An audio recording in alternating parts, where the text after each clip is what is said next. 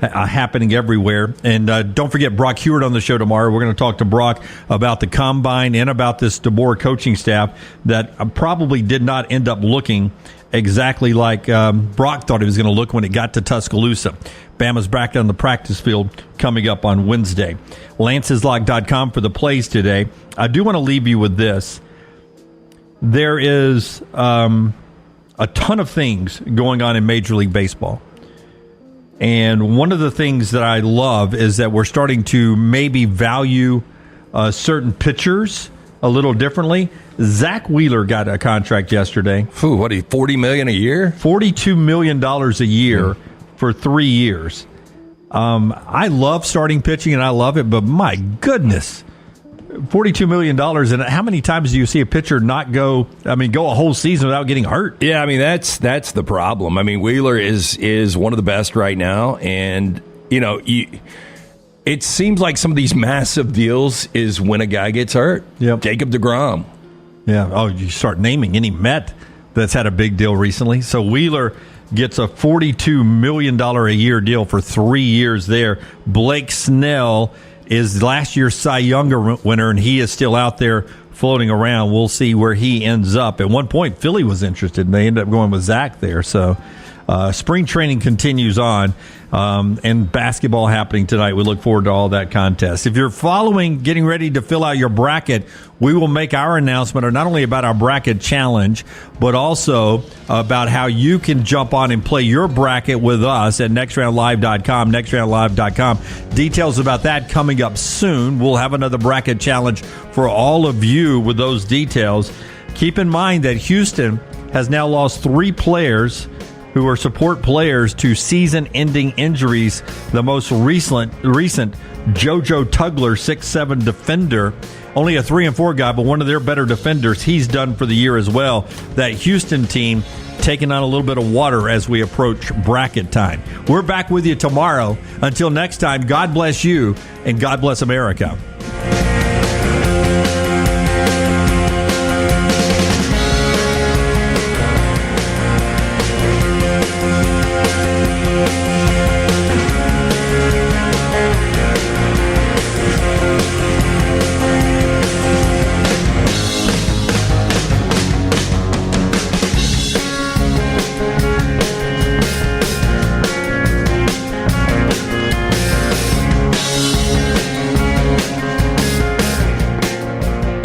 Just because you've quit going to the gym, it doesn't mean that you have to quit gym altogether. Dunaway, that is. With our Next Round podcasts open 24/7, 365, you can access gym anytime you'd like. While you may have done away with your treadmill routine, our version of Dunaway is standing by ready to get you back to your absolute best. Find all that lovely Jimmy D-led content on Spotify, Apple Podcasts, Google Podcasts, and in the podcast section of nextroundlive.com. This message is sponsored by Jimmy Crypto Inc. and Jimmy Crypto for President. You never know what we're up to here at the Next Round. The easiest way to stay in the know with our antics and adventures is to follow the Next Round across all social media platforms at Next Round Live on Facebook, Twitter, Instagram, and TikTok.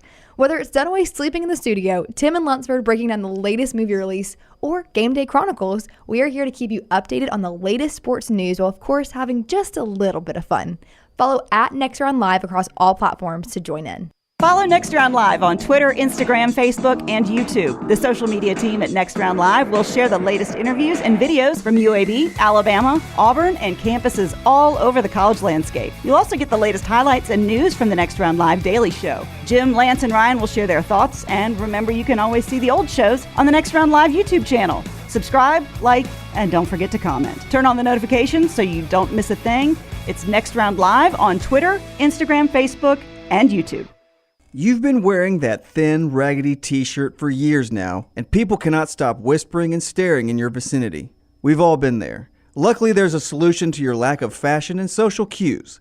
At NextRound.store, they have plenty of options when it comes to a variety of shirts and hats. Once you start putting that Next Round gear on, be prepared to make new lifelong friends and hundreds of unforgettable conversations. Hope you like random high fives in the street, because that's what you're getting after visiting NextRound.store. Everything Next Round is on demand now in the podcast section at nextroundlive.com. Jim Dunaway, Lance Taylor, Ryan Brown, and Rockstar. Live from the Birmingham Racecourse Casino Studios, the next round, presented by Bud Light, is on now. Live show now. Interesting story from Chris Lowe, ESPN.com, with some more details on the 49-hour or longer transition at coaching in Tuscaloosa. It is day 2 of Kalen DeBoer practices in T-Town. We'll talk about that as we move throughout the day. Chris Marler is back on the show at 9:45. You know him on social media as Vern Funquist, and he has a new Fourth and Wrong podcast. I don't know. Like that. I don't know why I went like I was ordering Kung Pao all of a sudden. Wrong. Yeah, Fourth and Wrong. A Fourth and Wrong podcast coming up. He's with us at 9:45. And Brock Huard is back on the show. We talked to Brock, and we've got him coming up at 10:25 on Kalen DeBoer, the coaching staff that is and isn't in Tuscaloosa, and some NFL news with Brock coming up later on. But we start with basketball, LT. I mean, my goodness, it's a long season, and we're winding down to the end. And the game went as I expected last night in Gainesville. I thought Florida would win the thing. I said back before Florida came to Tuscaloosa, knowing they had 2 games left with the Gators and the way the Gators were playing and the way Alabama matched up with them, I would take a split right now against that team. And they did get the win in Tuscaloosa in overtime, but it was never really close last night down in Gainesville. Florida from the get-go took it to the Tide. And I'm not going to put that as one of their worst performances of the year, but it's in the conversation as far as game management and the way I don't think they played their game last night. Well, I mean, look, you give up 105 points in 40 minutes. That's a problem. And it's second most Alabama's giving up all year. And what's disturbing is we've known this defense isn't really good. And the 117 they gave up to Kentucky was what, 10 days ago? Yeah. So, you've had a bad couple of weeks when Nate Oates called this team out. And I just don't know, again, if they're hitting their threes. I mean, that's the magic number is when they go 40% behind the arc. Alabama is a really good basketball team, but 5 of 23, they're shooting their ways out of games the last couple of contests. They're playing awful defense right now. I just don't know how deep you've got this team going. Yeah, and the question becomes, LT, is when you started to emphasize we got to get better defensively, did that break your offense? Because if you go back to second half against Tennessee, and I've seen the number floating around, but it was somewhere in the midway point, they hit their last three-pointer and then missed a bunch of them to end that game and blew their lead against Tennessee. And then they didn't get their first three-pointer last night until seconds left in the first half. They almost went an entire game time or a game and a whole half and another half of a half of game time of not hitting one single three-pointer.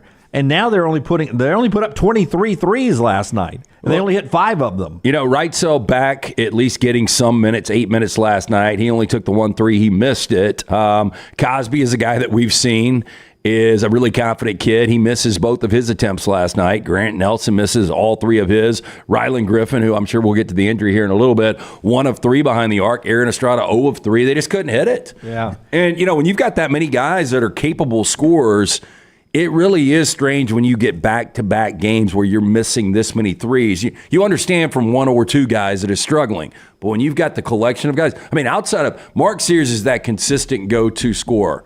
But you don't want him scoring 33 points. Oh, but honest to goodness, didn't it feel like most of his points came in garbage time last night? It did. Yeah, I don't want to say that because 33 is 33, but what do you have at the half? Was it like 4?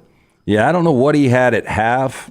But, I mean, he was still efficient. 20 shots, 33 points. He was, but it seemed like a lot of that was when Alabama was double-digit and more down. And I don't know, it just felt like garbage points last night for Mark Sears because it didn't seem like Alabama was competitive. I mean, that was the most Florida has scored in the SEC this year.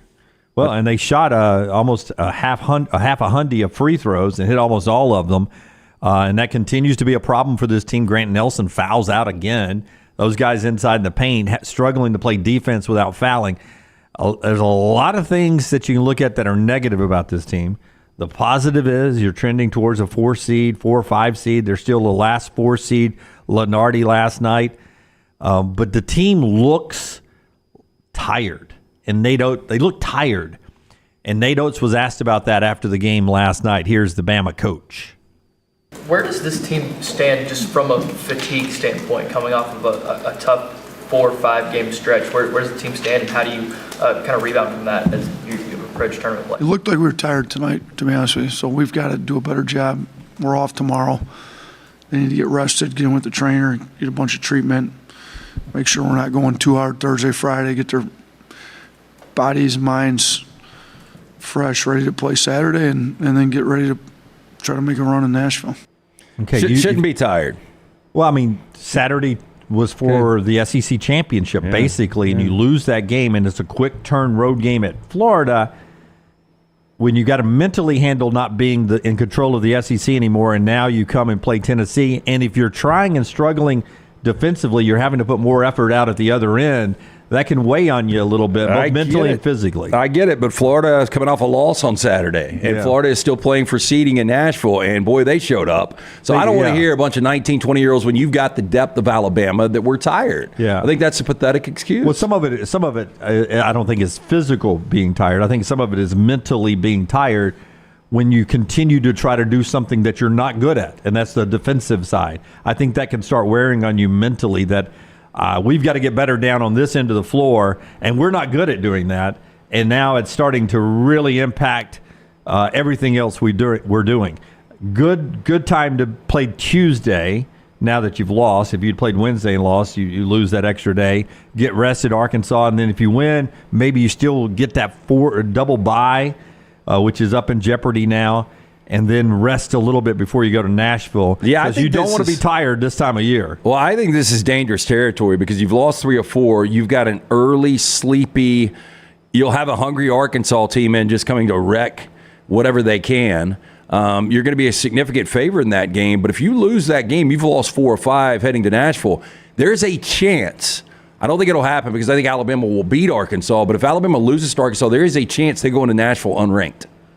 Oh, yeah. I mean, they may be unranked just after losing. Yeah, I don't think so because what were they, 16th yesterday? 16th, but Florida was right on the outside. Yeah, so they're probably in the 20s right now, but if they were to lose to Arkansas and you've lost 4 or 5 going into the rankings next week, and look, that plays significantly when you start to look at seeding for the NCAA tournament. I still look at that Ken Pom or the net, and that AP voting is a lot of people like me that don't always know what's going on.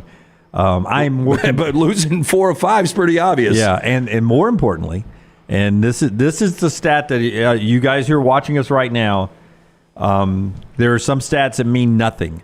I think there are some stats that mean a little bit more. Against the teams that Lunardi is projected to be in the NCAA tournament out of the SEC, Alabama's 5-4 in those games. Now, if you take the teams that are around them in the SEC standings, which are Auburn, Tennessee, Kentucky, Florida, and South Carolina, Alabama's 3-4 in those games, taking out the 2 wins against Mississippi State. And then you factor in the great schedule you played before you got into the SEC play against NCAA tournament teams.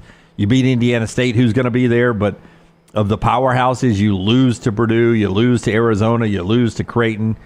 The type of teams that you're going to play definitely in the second weekend of the NCAA tournament, but maybe in the round of 32, your record against them, it's good to play those games, but they've only won 3, 4, 5 of those type games. Yeah, I think it's obvious. This Alabama team's going to have to outscore opponents when they play quality opponents, and they're going to have to hit a lot of perimeter shots. If they're not hitting those, they're just not going to advance. If I asked you right now the pecking order of the SEC, we agree Tennessee is the top. How far do you have to get to go down to Bama? Because I would go Tennessee, then Auburn. Yeah. And then I start talking Kentucky and Florida. I go Tennessee, Kentucky, Auburn. But I do have Florida ahead of Alabama right now. Yeah, you have to. I mean, they pretty much were in control the entire game in Coleman a couple of weeks ago, and they ends up going to overtime, and they lose that game in overtime. I just think they're more diverse than Alabama. Oh, I would agree. You know what I'm saying? They're inside, they're outside. They can play defense. They've got multiple guys that can lead them in scoring, and every game Mark Sears is your guy, which isn't necessarily a bad thing. It's not, but you will come across a defense that's really good that will be able to, hold him closer to 20 than to 30, and you're going to need the other guys to step up. It's easy, though, in basketball, and we do this every year. And the fans were doing it last night. Maybe we'll get to some of them later on. We do post-game reaction on our platform after most Alabama and Auburn games. And last night, you just look at the reaction. This team is done. One and done in the tournament. No way this team makes a Sweet 16 again. I mean, just piling on. This team is done. Got to get a different style of play. It's just one thing after another. It's easy to throw dirt on a team before you get to the NCAA tournament here at the end. And then they get to the tournament and they end up making a run. And you got to give me that the way this team scores, there is still a chance that this team can go Sweet 16 or even further, because they can score the basketball when they get back right. Yeah, look, again, if they're hitting 40% plus behind the arc, I think they've got a chance to advance. Outside of that, I mean, I don't see it. And again, if you're stacking up the SEC, I think they're the 5th best team right now in the SEC. It's a really good league, 2nd best league in basketball right now. But where Alabama was a couple of weeks ago to where they are right now, and when we started talking about, hey, this stretch run, they are going to be playing some really difficult teams, I didn't see the bottom falling out this bad. We'll talk about Auburn's win last night and get to some more post-game reaction and a lot of football coming up today on the show. That's being brought to you by our friends at the Rump Shaker. Rump Shaker event is coming out. Jim Dunaway, Lance Taylor, Ryan Brown is on vacation. He'll be back with us on Monday. A little time off for him. Rockstar is here. Rockstar, I'm hearing from the chatter around the complex up here today, here on our Disrupt the Media campus, that you are not sleeping well these days. No, it's not just me. It's my son and my wife, and we are going in tomorrow night for our 4th sleep study for my son, Cord. So Friday's going to be an interesting morning. Do you get to sleep during the sleep study? No, we don't get to sleep at night anyway. We take him, and they have a little chair and a little couch, and they hook him up, and it's really, really sad and unfortunate to see, but he's reached the age now where they have to wrap his face kind of like a mummy when they put all the stuff in his head, and his mouth is exposed, his nostrils and his eyes, and he is going to flip, and it is not.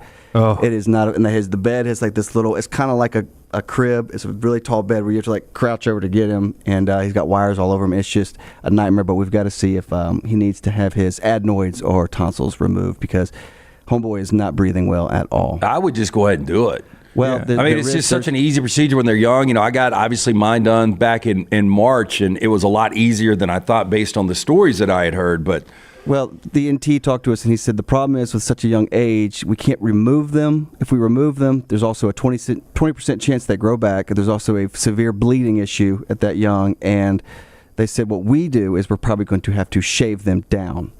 He said if they're that big, we're going to have to shave them down. And, this is 4th time, and it's just he's been through a lot. He's putting his parents through a lot, but he was super hyper today, so I'm glad that. But he probably got about 2 hours last night. Well, sincerely, everyone in the chat room and all of us, we hope. Thank you, man. He's a great kid. It's just sleeping is not his forte right now. Yeah, you got to take care of you and Nancy so y'all can take care of Cord, and we hope the sleep study goes well. Appreciate it. Guys in the back row, Forrester, Tyler, and Lunsford are back there. You guys all good, sleeping? Everybody sleeping okay? Thumbs up back there. Here's Jimmy Awkward. Yeah, okay, good. Are you sleeping okay? You're the night Is this ranger. the transition to colon cancer and Rump Shaker? Yeah, we're getting to Rump Shaker. Okay. Taylor Corn and Emily Grace and everyone else up here handling social media I today. slept like shit last night, if you wanted to know. Yeah.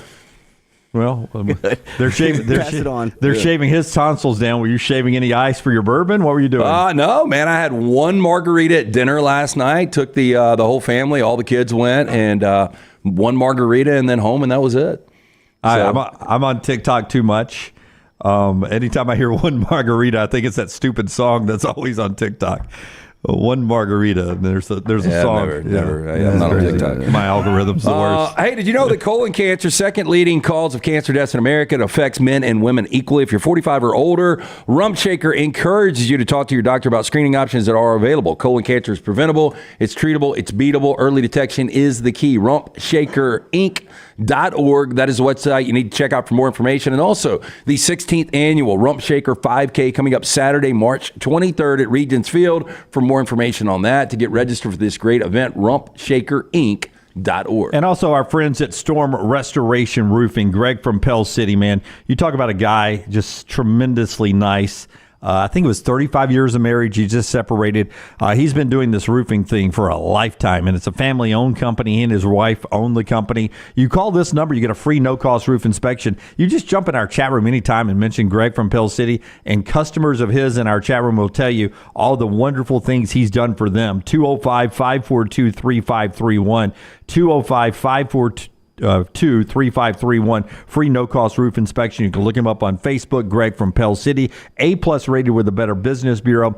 If your roof gets old and needs to be changed and replaced, he can do that for you. And he gets the insurance companies to work with you. They trust him. Storm repair, storm damage. But that free no-cost roof inspection, so easy to do. 205-542-3531. You were talking real about... Quick, just because, but real quick, that you said celebrated.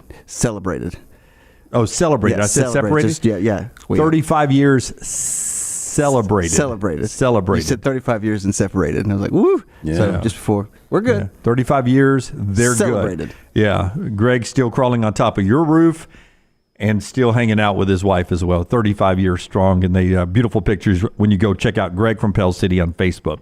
Now to Auburn. You were talking about teams peaking at the right time, getting to the right time. Schedule a favor for Auburn here, because you get Missouri, who's now amazingly 0-17. Yeah, that's hard to do. And you know, if they lose coming up this weekend at LSU, which are going to be underdogs, it'll be the first time they've gone winless in conference since they played in the Missouri Valley back in 1907, 1908. In the Mo Valley. Yeah, and they were only like 0-6 back then. So a possibility of going 0-18.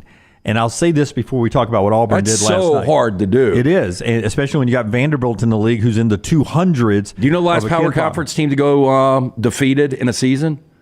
In a power conference. Yeah. Does this count the Big East? Yes. Georgetown. It was Georgetown. Very good. Yeah, that was a lucky guess on my part, just how bad Georgetown had fallen off. But when they joined the league, and we've said this several times on our show, but it's worth bringing up now, I thought they would be a basketball school, and their football team's about to start preseason top 15 likely in the AP poll, and have been to 2 SEC football championships, and their basketball team's about to go 0-17. Yeah, I thought their basketball program would be where Auburn is. Look, and a head coach like Bruce Pearl can be the difference in something like that, but I thought Missouri would be a consensus top 25, Sweet 16-like program in this league, and it just hasn't happened. I don't remember Norm Stewart. That's his name. Yeah, he was very good. Names on the court. I don't really remember him. I'm sure I watched some of his games because I'm old. But who was the slick-haired guy ended up coaching? Quinn Snyder. Quinn Snyder. That was the Missouri I remember. Those were fun teams. For Missouri. Yeah, but I think if I'm right, Norm Stewart might have gotten to one Final Four in like 1980. Yeah. I think Quinn Snyder, his height before all of the NCAA controversy went down, I think was an Elite Eight. Seemed like I thought he was in the Elite Eight a couple of times. He seemed like he was one of those young coaches back when I first noticed Missouri basketball, but they're far from that. And they announced an attendance of 10,000 last night. If there were 10,000 people in that place last night, they were all were sitting behind the TV cameras. A lot of Auburn fans there in the area to see Auburn get 17 from Janai in what was a close game early on. But Auburn is they're hitting their threes. They had 34% again last night. They only took 23, 8 of 23 for them. But they just have a little swagger about them. And listen, they are not likely going to share in the SEC title, but more on the possibility of that happening here.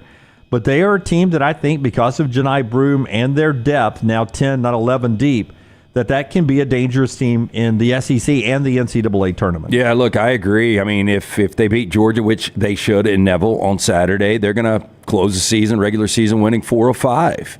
And this is a team, as you mentioned, if they're just hitting 35% of their threes because of what they can do inside with now a healthy Jalen Williams and obviously Janai Broome coming off a game-high 17 last night, this Auburn team, I put them right there with Kentucky as far as a dangerous team that, if you looked up and they were in the Final Four in Phoenix, you wouldn't be shocked.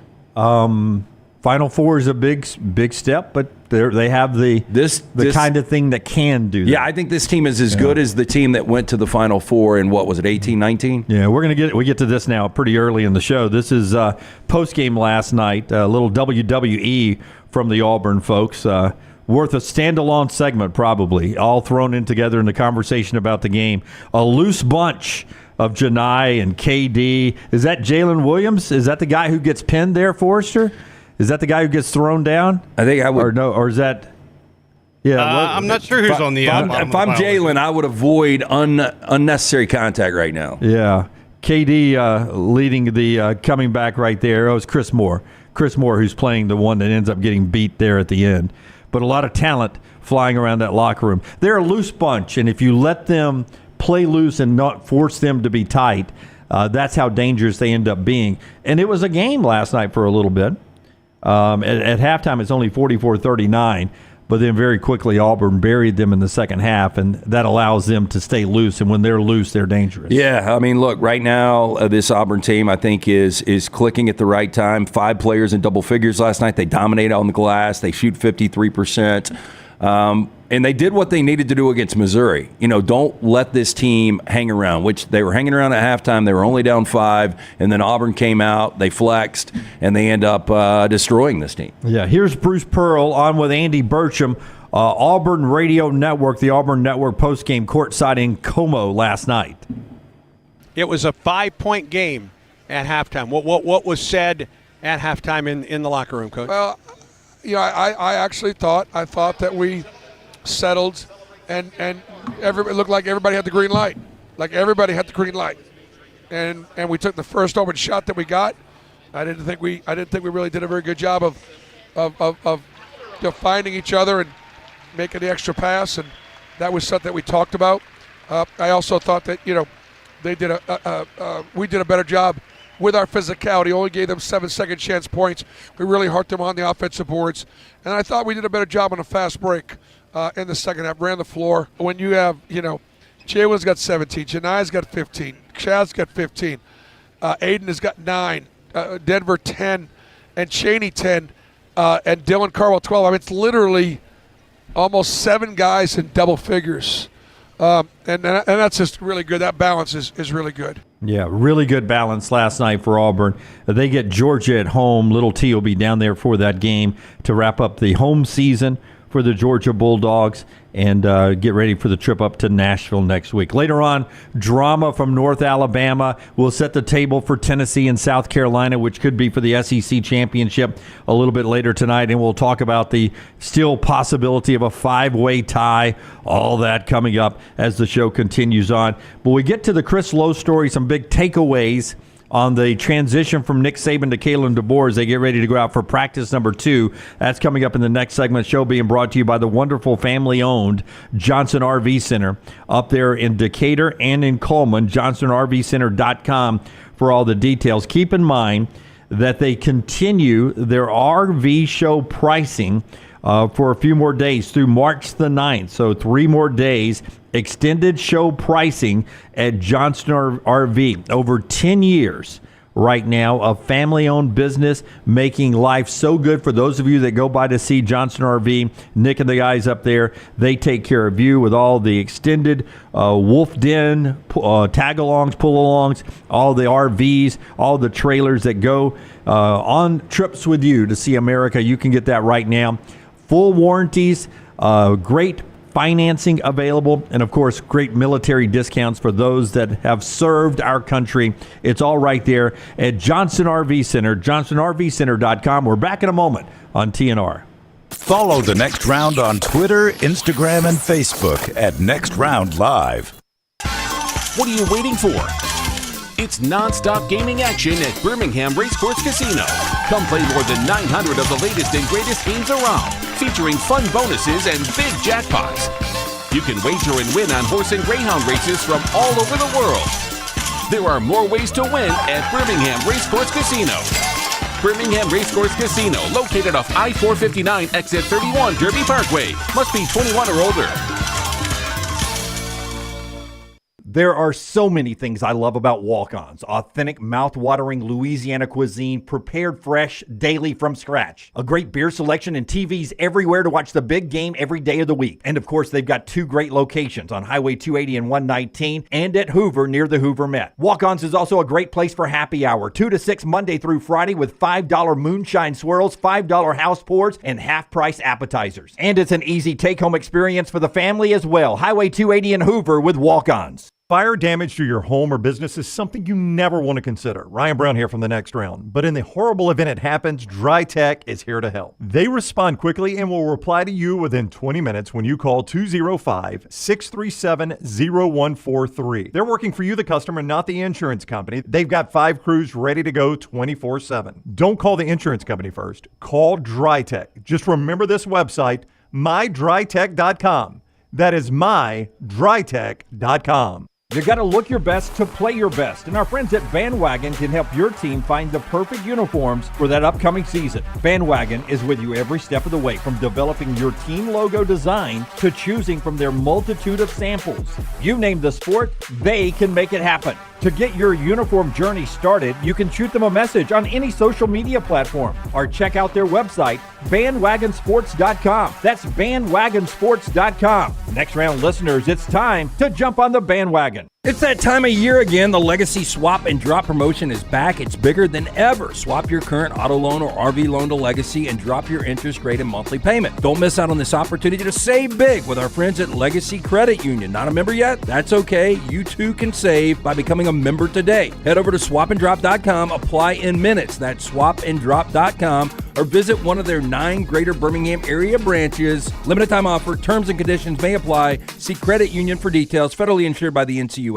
Visit nextroundlive.com today. It's free, unless you haven't paid your internet bill. So go ahead and pay that, and then it's free. Heck, you can pull out your phone and go to nextroundlive.com right now, where you'll find all the free content that you can stomach, unless you haven't paid your phone bill. Then you need to pay that, and then you can enjoy all the free content. NextRoundLive.com is so rewarding that it should be behind a paywall, like Lance's Lock. So in summary, play Lance's Lock. Then you'll have enough money to pay your bills, and go to NextRoundLive.com, where you're always at your happiest, for free.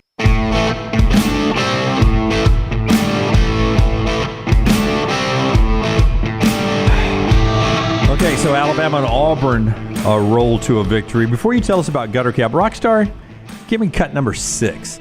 We've already started some of the tournaments. The A-Sun quarterfinals is going on. I want to get the guy's name right. This is... it's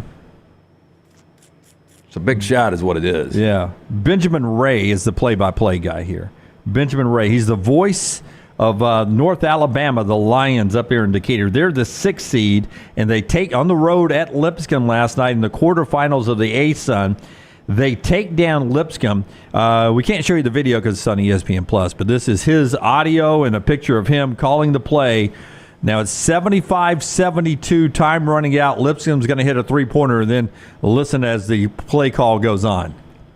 Davidson the board, 10 seconds left, UNA. Pruitt right wing over to McCormack, 3-ball from straight away. He hit it with 4 seconds left. UNA's got to go. We're tied up at 75. KJ crosses half court. KJ for the win. It's up. Oh, my goodness. KJ hit it at the buzzer. KJ Johnson hit it. North Alabama's going to win the game if it counts. They'll go to the monitor. KJ Johnson, the hero in Allen Arena. Tell him about it, KJ. Let him know.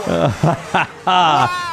Tell him about it, KJ. Let him know. Put that in a T-shirt at North Alabama. Who's got camera on him? Does he set that up himself just in case they have like a dramatic... Seems like it's almost like a live stream. Some people live stream it on their phones. Some schools have it set up where it's on Facebook or YouTube to show the announcers, and you've got that ready to go. It was a great call last night. I didn't even know we'd started. I should know because I do this for a living, but Sunday we start handing out automatic bids. Oh, yeah. 1 week from Selection Sunday. That's when the A-Sun Championship's going to be. One more video from that league, because they now play, UNA plays Austin P, who won last night, pulled an upset. Hansel Emanuel, this is him from high school. He plays with Austin P. By the way, Austin P had 5 transfer guys from Northwestern State that followed their coach to Austin P. Basically, the whole starting 5 followed him. And Hansel Emmanuel. This is him back in high school. Forrester's going to give us that video here. And if you notice real quick, LT, he's one-armed. He's a one-armed player. Yeah, that jumps out pretty quick. And he is playing on the level, a starter and a contributor for Austin Peay, who now, by the way, 2 wins away from the NCAA tournament. If they are able to beat North Alabama, they will play Sunday. Can you imagine the story that would become? To punch the ticket. I mean, it's an amazing story already. This is him back in high school, but now at Austin Peay, he is a big part of what they're doing, and they're in the semifinals. How cool is that? Oh, it's incredible. I mean, how good would that guy be with 2 arms? Yeah, I was going to say twice as good, but I don't think that's technically the case. That's cool of the story. Yeah, but I always just wondered that about when I was a young kid watching Jim Abbott pitch. Right. And from Michigan on to the Angels and playing Major League Baseball, I was like, I just imagine if he didn't have that distraction and he actually had 2 hands. Yeah. So that's Hansel Emmanuel, and he will be part of the Thursday game with North Alabama in the semis. And then the winners play Sunday to punch a ticket to the NCAA tournament. Tell us about our friends at Gutter Cap. Yeah, basketball that we're talking about. Obviously, it's got its madness in March, but homeowners who clean their gutters have it all year long. Eliminate your gutter cleaning madness forever with Gutter Cap. Call my good friend Chris Stewart, 205-823-2212. A-plus rated with the Better Business Bureau for 2 decades. On the board of directors as well. Gutter Cap is a patented aluminum cover system. Fits over most existing gutters. Eliminate that dangerous job of getting on a ladder, cleaning out your gutters right now. Our boy C. Stu, he's got a special for you. 45% off the retail price now for March Madness. Call 205-823-2212 or guttercapbirmingham.com. Cap it, don't snap it. Gutter Cap. Brody says Hansel is awesome. If he had not had the tragic injury, he'd be a Power 5 player, no question. Yeah. Riley says he lost in a tragic accident as a young kid there. Bids actually start going out Saturday with a couple of championships, says Paul. We'll be finishing up all the SEC. Coming up at 9:45, we will talk to Chris Marler. He is Vern Funquist, and he's got a new podcast out, Fourth and Wrong. And we'll tell you how you can get that, and we'll talk about the SEC football season, 171 days away from week 0 and all that. But there's a story from Chris Lowe out. Some of these details you know, some of them you do not know, about the transition from Nick Saban to Kalen DeBoer. And we had a chance to spend some time with Kalen, so we've heard some of this, and we knew some of this, and some of it hasn't been said. But Chris Lowe reporting at ESPN.com that Nick Saban told Greg Byrne after the 2022 season that it was getting harder for him, and we need to start evaluating this on a year-to-year basis. So Greg Byrne basically had a year notice that he needs to be prepared for what's going on. Now, we sort of connected the dots on the fact that Jimmy Sexton became Kalen DeBoer's agent about 1 year ago as well, about the same time this conversation would have been happening. The stuff that has not been reported or spoken about publicly that we had all heard behind the scenes is now in print from Chris Lowe, and it's about Nick Saban. First of all, it was after the loss to Michigan, leaving the field at the Rose Bowl, and he talked about, quote, showing your ass, throwing your helmets, and some of the things the players were saying afterwards. Okay. It really upset him because he says that hasn't been what we've been about with our program for 16, 17 years. Yeah, shocker alert with the layout and the logistics of the Rose Bowl. We talked about this a lot. I left at halftime. We ended up coming back to get you guys later in the day. So I didn't see a lot of that happened on the field. I know you were down there. Did that jump to you? Because there is another side to this story, which we will get to, that I had heard about, months ago. I didn't notice the throwing of the helmet, but instantly right afterwards when we heard Dallas Turner, basically confetti had not settled to the ground, and he'd already started talking, I'm out of here, I'm going to the NFL. Those are the kind of things that I talked about in our post show that night. And then this is the one you're talking about. He tells Chris Lowe that in every conversation he was having afterwards with his players in individual meetings, it all became about guaranteed playing time next year and how much money you could pay me. And he tells Chris Lowe, and we'd all heard this privately, I think we're going to have a hell of a team coming back. And then all of a sudden, what we built a program on, it's not resonating with these guys anymore. Yeah, and I thought this was ultimately, people continue to ask me, why do you think Nick Saban's going to retire? This was going to be one of the factors. You know, back in the day when Alabama would end the season with a loss, guys were coming in to have exit interviews with Nick Saban, and they were talking about, how can I get better? How can we not end the season with a loss? How can we end the season winning another championship? And this is just today's NIL. Like, if I'm not guaranteed that I am going to play a role on this team, then I can go somewhere else. And if I'm not going to get the NIL that I think I deserve, I can go somewhere else. Two other things from this Chris Lowe story. You can read the whole thing at ESPN.com, ESPN.com today. Nick Saban apparently reached out to two coaches to get advice about whether he should step down or not. One of them, Bill Parcells. Second one was surprising, but I guess he had familiarity with Tuscaloosa, right? The second one was Gene Stallings, which surprised me a little bit that it was Stallings. Yeah, like I mean, I haven't publicly heard from Stallings, and when's the last time? I occasionally will make a radio interview, but it's been a long, long time. Yeah, and I think, the house he's got in Jupiter, I think Bill Parcells has got a house in that neighborhood. That's right, but you got to reach out to Gene, who's on his farm in Texas. Yeah, I was going to say, Bill, they might have bumped into each other, at the coffee shop down the street. I found it was interesting who Byrne called instantly after Saban made his announcement. He called 4 former Alabama players, Joe Namath, Mark Ingram, Jalen Hurts, and Devontae Smith were the 4 players he talked to just to ask advice on how he thought he should handle the situation. And then as Byrne and them talk about that the focus from the get-go was basically DeBoer and Norvell.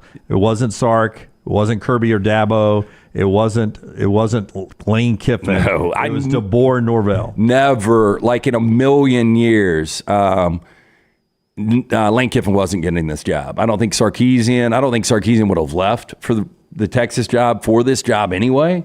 But yeah, I mean, those were the names that we heard, DeBoer and, Mike Norvell kind of pulled out early. I don't know if he would have been the guy or not. One more thing from that story before we get to Chris Marler coming up in the next segment. The one more thing brought to you by our friends at the University of Montevallo. If you're looking for one more thing for your son or daughter when it comes to their decision on where to go to college, just check out Montevallo, montevallo.edu, montevallo.edu. If you're watching us on any of our video platforms, you see the wonderful, beautiful campus and great facilities they have there, including the multi-million-dollar theater department, music department, broadcasting school, now a nursing school that's coming online, all at Montevallo. Check it out, montevallo.edu. Big win for lacrosse last night, women's lacrosse at Montevallo, Fight on Falcons. Montevallo.edu, 23 NCAA Division II fully funded scholarship sports, montevallo.edu, montevallo.edu. The money that Kalen DeBoer is making, and that came out this week, $10 million a year. He was basically going to make that at Washington as well. $9 million was the offer back during the season. Jimmy Sexton, I assume, said, don't take it. The Alabama job's going to come open. Then the last offer was $9.6 million, and he's in Tuscaloosa for some loose change in the couch, more than that. It seems like he really wanted this job. And DeBoer is quoted as saying, never thought I would be in the mix for that job, but when he heard the announcement, he knew he wanted that job. Well, look, much like Michigan, and probably a better example of a team that was really built for the moment was Washington over the last couple of years. And I think Kalen DeBoer is one of these guys, when he got into coaching with Sioux Falls, he was able to dominate at that level for a little bit and win multiple national championships. And for DeBoer, it is about winning championships. And I think he saw what Nick Saban can do. I don't think there's any way he replicates that. I don't think he believes he could replicate that, but he knows he's got an opportunity to come to Tuscaloosa, realistically win championships if he's there long enough. Yep. So I think that was ultimately the goal. I don't think the money, obviously the money matters to everyone, but we talked to Kalen DeBoer about this. When he got into coaching, what was he making, $20,000, $30,000? Yeah, he's coaching. First job he only got, tell that story, he only got the job because of why? Yeah, so his roommate had gotten a job at a local high school, and he got another offer that was going to give him full coverage on insurance for his family. So he called up the athletic director and he said, I can't take the job. And the athletic director's like, you're supposed to start Monday. I've got to have a coach. And he said, well, my roommate here kind of wants a job in coaching. So it was a Friday afternoon, gave Kalen DeBoer the phone. They talked for 5 minutes. He shows up and he's working Monday for like $20,000+. Yeah, that's how he got into coaching. Yeah. And this is a guy that, again, when he was winning even championships, he talked to us about making sandwiches. He said it wasn't just peanut butter and jelly. I'd throw some meat on there. They got some protein here and there.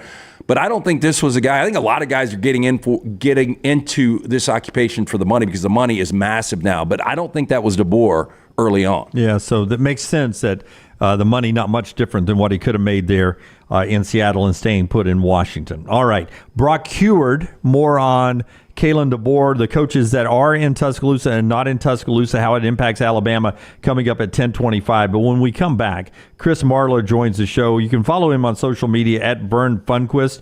He's got a new podcast that's out. But I love his demeanor on social media. We will talk to him about SEC football, the season coming up in 171 days.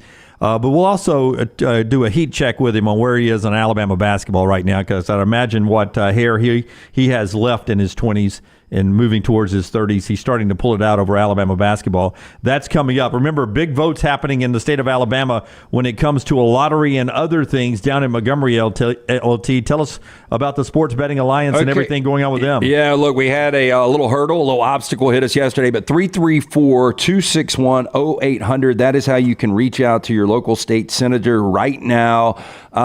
Yesterday, the Senate committee removed sports betting from the gaming bill that voters will decide on this fall. That means Alabama sports fans will not have the chance to vote for themselves on legalized sports betting in the state. If sports betting isn't included in this bill for the voters to decide on this fall, Alabama sports fans are going to be stuck driving to Tennessee, Louisiana, or Mississippi, but the fight isn't over yet. Sports betting can still be reinserted when the bill goes to the conference with the House, who previously supported sports betting with an overwhelming vote. More than 4,000 Alabamians have already contacted their legislator to tell them they won't legalize sports betting in Alabama, but we need more. If you've already reached out to your state representative, do it again. If you haven't, now is the time. Make sure your voice is heard. 334-261-0800 or sportsbettingalliance.org.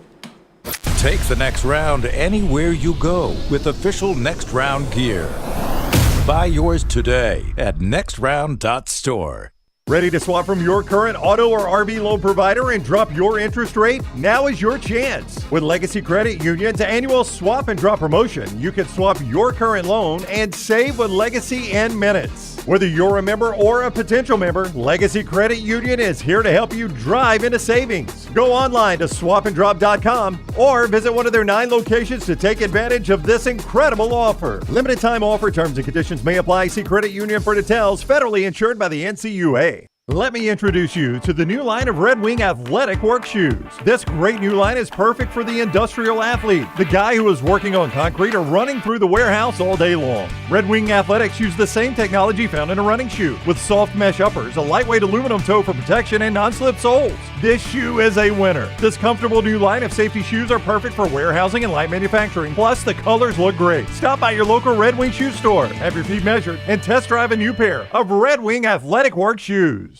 Hey, Lance Taylor from the Next Round to tell you about one of our favorite places for breakfast, lunch, and dinner. That is Hamburger Heaven since 1982. Hamburger Heaven has been serving Birmingham's best hamburgers, cheeseburgers, French fries, hand-spun milkshakes, and sandwiches made fresh to order. All of their ingredients are fresh and prepared daily. This includes their beef, always fresh, never frozen, hand-pattied each and every day. For breakfast, lunch, or dinner, visit any of the 4 locations, Highway 280, Irondale, Gardendale, and Homewood.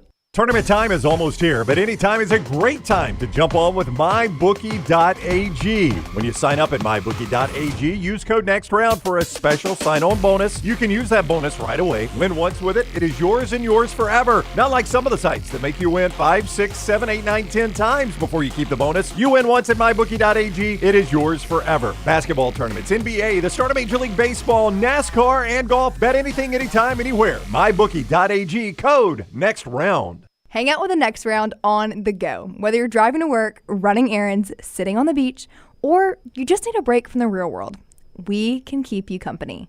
Check out the Next Round, Mystery Fifth Hour, and our other shows on your favorite podcast app. We'll meet you there. Twin Peaks is the best in the game. Here, you're in the red zone for every college rivalry and divisional matchup all season long. On game day, you never have to decide which teams to watch, only what combination of bites, burgers, wings, and more to order. Plus, where else are your favorite draft beers always poured at a frozen 29 degrees? Only at Twin Peaks, the #1 sports bar. Stick around after the sun sets. Twin Peaks is open really late. Wind down with bourbon and late night bites. Only at Twin Peaks. Hey, let me tell you about our friends at Urology Centers of Alabama. Compassionate and comprehensive urological care with 35 physicians, 17 locations across Alabama. Their patient-centered approach to all of your urological needs. Remember, they've got that new men's health center. It is beautiful, helping men with a wide range of sensitive male issues in a comfortable environment. You can always go online, visit urologycentersalabama.com, schedule an appointment with one of their many urologists today.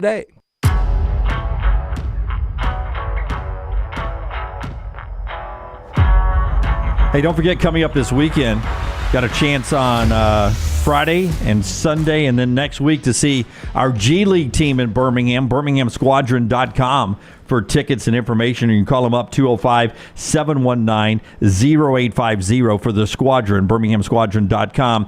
It is Healthcare Association night coming up against the Greensboro Swarm on Friday night, 7 o'clock. The presenting partner there is Pro Assurance. The giveaway includes a T-shirt to the first 1,000 fans there, plus a tribute to healthcare workers in the great state of Alabama and the Birmingham area. The halftime show, The Amazing Grace Good, is there. Legacy Arena, birminghamsquadron.com, or you can call up for tickets, 205-719-0850. All right. I know I sounded like I was ordering off a bad Chinese menu earlier. It is Fourth and Wrong, not Fourth and Wong. Right there, the podcast. He is Chris Marler, Vern Funquist on social media. Chris, welcome back to the show, man. How are you doing, buddy? I tell you what, I was excited that you had me back on for one, but then you guessing my age completely wrong, but in a great way for me. I'm doing great now. I'm doing great. So it's good to see you guys. I was told by everyone when we made our move from radio and local TV for me into this was a young man's game, and I was a fish out of water, so everyone else up here is really young. I figured you were in your 20s and 30s since you're a podcaster.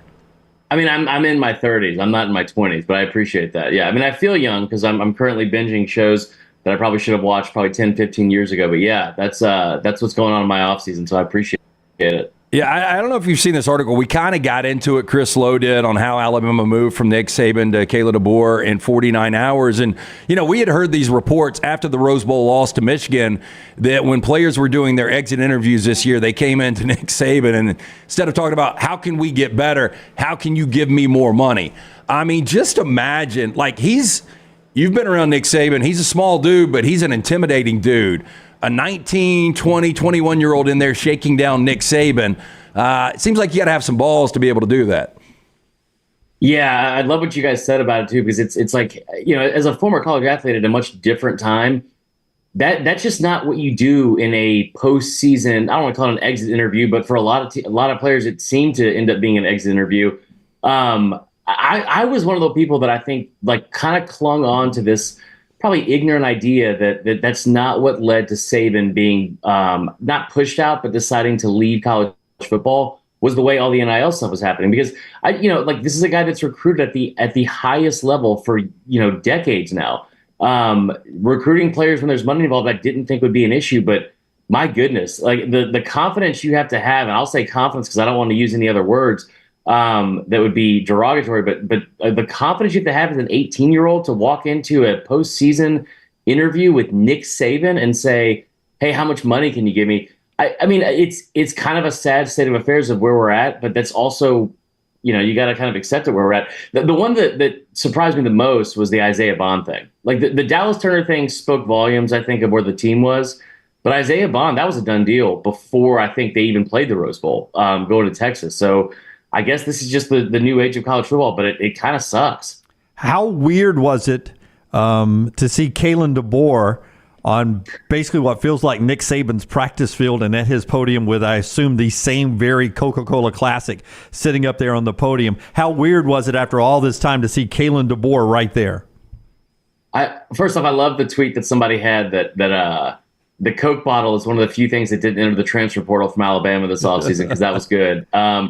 We got to find Kalen a hat that fits, for one. The thing that's the weirdest out of all this is, and I was screaming this from the rooftops, and I'm not a guy that's great with his language and very PG, But I didn't want Dabo because of how he spoke, and you going from Nick Saban to a guy like Dabo with like the non-cussing. DeBoer coming out and saying he doesn't choose cuss words. I think that's the biggest transition out of all this that I'm going to have to get used to, is watching a guy dropping, four-letter expletives on the sidelines all game, pre-snap penalties just ruining Nick Saban's day, versus, like a golly and heck kind of attitude from DeBoer. That's the thing I'm going to have to get used to the most. Well, I mean, that really started with our trip over on campus in the facility last week with LT's question, and he sort of hinted that it was the play-by-play guy at Sioux Falls who said, I worked with Kalen DeBoer. There was an interview that I had read with him, and he said, I worked with him for about a decade, and I never heard him curse one time.